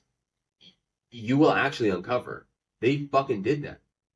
Hormozy was like, some of the questions he's asked in interviews was like, oh, like, if you lost it all, what would you do? And he's like, well, I know what I'd do. I already did it before. I'd find somebody in a local area who had a very high price skill that I could sell for a lot of dollars. And I would go to them and I'd try to talk them down to, like, what's your lowest price? Then what I would do is I would run ads and build a landing page and then sell that service, collect the money, send it to them. And that's how I went from literally, like, I lost everything and then I was making $100,000 a month. Right. And he says that over and over, and like, people like lose it. Like, you don't even realize what he's saying, and you're like, dude, he basically just took over a business for no risk. He went to a business and was like, oh, like, how much would you, if I could bring you somebody, how much would you, like, what's the lowest you could do? And then he took the spread. Right. And he used the spread to make money and, like, spend the ads and do all that. That's risk. So when people are like, I don't want to, this feels risky. I'm like, okay, like, if you can't tolerate it, then you don't deserve it. Yeah. Why would you? Yeah, because that's the game. Yeah. I think, and this, I don't know what time it is, how long we've been here, but holy shit, I love it. I love it. This was actually, like, before we met up with you, we had, like, a long strategy session about, what we want to focus Inspired Idiots on, and, like, how to keep making sure that it's valuable for other people. And, like, what is the brand about? Like, why is it business, fitness, and relationship? And, like, how do these parallels come into play? And a big part of what we've been trying to figure out is, like, as we build our community and eventually turn it into an exclusive community that people will have to pay to be a part of, is, like, well, one thing that we've been we got clear on recently was, like, we will, like, interview people who want to join it, because we are looking for a certain type of person. And what we've kind of figured out that difference is, like, you're not just somebody who is like, yeah, I want to be successful, fit, and in love. You're actively trying to. And it comes down to that ownership. Like, are you somebody that is willing to hold yourself accountable and take daily actions if they're given to you? Like, are you willing? Do the dailies. Are you somebody that is willing to take ownership and be like, yeah, guys, I didn't do my things today. So that's why I'm fucking where I'm at. Yeah. Because you're like, I'm just willing to do the things. Like, I'm not going to do it perfectly at first, but I'm willing to do it. And if I have a clear path and you tell me, like, hey, Daniel, this week I need you to do these 5 things. Did you do them? Yes or no? Right. That's literally all it comes down to, because exactly, because I like the whole idea behind Inspired Idiots and why it's called Inspired Idiots, because it's not about, do you have business experience? Do you have sales experience? Like, how talented you are. It's literally just about, do you know you want these things? Are you actively trying to pursue them? Are you, and, like, actually, like, are you taking action every single day? Or are you making excuses for why you're not taking action? I heard someone say something that was perfect. They said the only difference between a millionaire and someone who's not a millionaire is a millionaire does the things that they know they should do. Yeah. They just do the things. Yeah. Because we know what the fuck we should. We know what we should do to be healthy. Yeah. We know what we should do to be wealthy. Yeah. I think Stephen Franklin, actually, in LMB, summed it up so good. He's like, if you have an hour a day, to work on your business. Do you think, honestly, that hour should be spent working on your Facebook page? Or crazy idea, do you think that maybe that hour should be spent fucking talking to people and prospecting and landing a client? You know what you should do. Like, you have that feeling inside you where you're like, am I doing the thing right? So that's why, so when you mentioned Alex Hormozy, because I was going to say this as you were talking, I was like, oh, I got to mention Alex Hormozy. And then you mentioned him, I was like, fuck, yes. So, because what he said that I thought was so profound is ask yourself, he talked about the what would Jesus do bracelets and how that made such a huge difference, and how, not a huge difference, but why that was so effective and why that was so appealing to everyone. is because of the concept. And he goes, if you can just hijack that concept and think, okay, what would a wise man do? Yeah. If a wise man was in my exact position and wanted to do what I wanted to do, what would a wise man do to get the thing? Yeah. And so that's the question. He kind of suggested that should be a bracelet. What would a wise man do? Yeah. So I asked myself that. He goes, ask yourself that question periodically. What would a wise man do? And it's kind of like being your own coach, because you're going along and you start getting into the weeds of shit that you shouldn't do, and then if you bring yourself to what would a wise man do? Oh, a wise man wouldn't be fucking working on his Facebook page right now. Yeah. He would be talking with people. He would be doing the thing that he knows fucking works. Probably the thing that scares you is usually the thing you should be doing. Yeah, and it's a weird thing. It's like immediately, and for me anyway, but I assume that it might be for other people too. Immediately when you know what you should do, your brain starts going, well, yeah, you could do that, but also this or this or this or that. You also trying could to talk yourself out. You also could work on your Facebook page. That'd be cool. You also could work on this graphic for another 3 hours. That's just the voice of uncomfortability setting in, because people I love talking to people about brain hacking and stuff, because I honestly do believe that your brain is always going to try to find ways to protect you and keep you in your comfort zone. So when there is something that you're like, I know that is the thing I should be doing right now. My brain's kind of coming up with 6 reasons why I could just not do that thing. It's literally just you trying to stay in your comfort zone, because doing that thing, prospecting, talking to people is that's going to be uncomfortable because I could get rejected. Yeah. And the thing is, the reason why I heard somebody say this, and it makes sense. The reason why your brain wants to stay in its comfort zone is because it takes less energy. Yeah. So it's just trying to be energy efficient. Yeah. So naturally it's going to be no, but watching TV, or, whatever is easier. Yeah. Yeah, you're right. It is easier and it is more energy efficient. Yeah. But there's certain things that you need to do that, yeah, of course, to get out of the comfort zone to get where you want to and need to get. Yeah. Yeah. Okay. I apologize if this is too long. Is this interview too long? How are you feeling, Alex? I feel pretty hungry. But... Me too. I was thinking I need to eat. I'm chewing the shit out of my head. I know Alex been thinking about getting the kebab all day. Yeah. We need. Okay. So we're gonna. I'm gonna try to wrap this up. Okay. It's not gonna be one question though. All right, but I'm gonna try. Wouldn't expect it to be. I'm trying. I would love to bridge that gap of how you met James and Jason from your previous job. James came on as a client of that guy. Yes. And he basically hired him because he wanted help with his social media presence, is essentially the way to sum it up. And all social media, YouTube, Instagram. Specifically Instagram. It's just how can they... It's more there's more specifically Instagram, but also just how could they leverage social media, because James and Jason never have, outside of running ads on YouTube, Facebook, or whatever. They're running ads, but how can they do something organic? And the focus there was Instagram. Okay. And so they fucked that up? How'd they fuck it up? Yeah, I mean, it was James and Jason didn't. No, how did the company fuck it up? Basically, what they had gotten into was more of a done-for-you type relationship, where it's we'll just do all the stuff for you, right? And I think where a lot of companies mess things up is that you start adding on extra fees that you never thought would come up.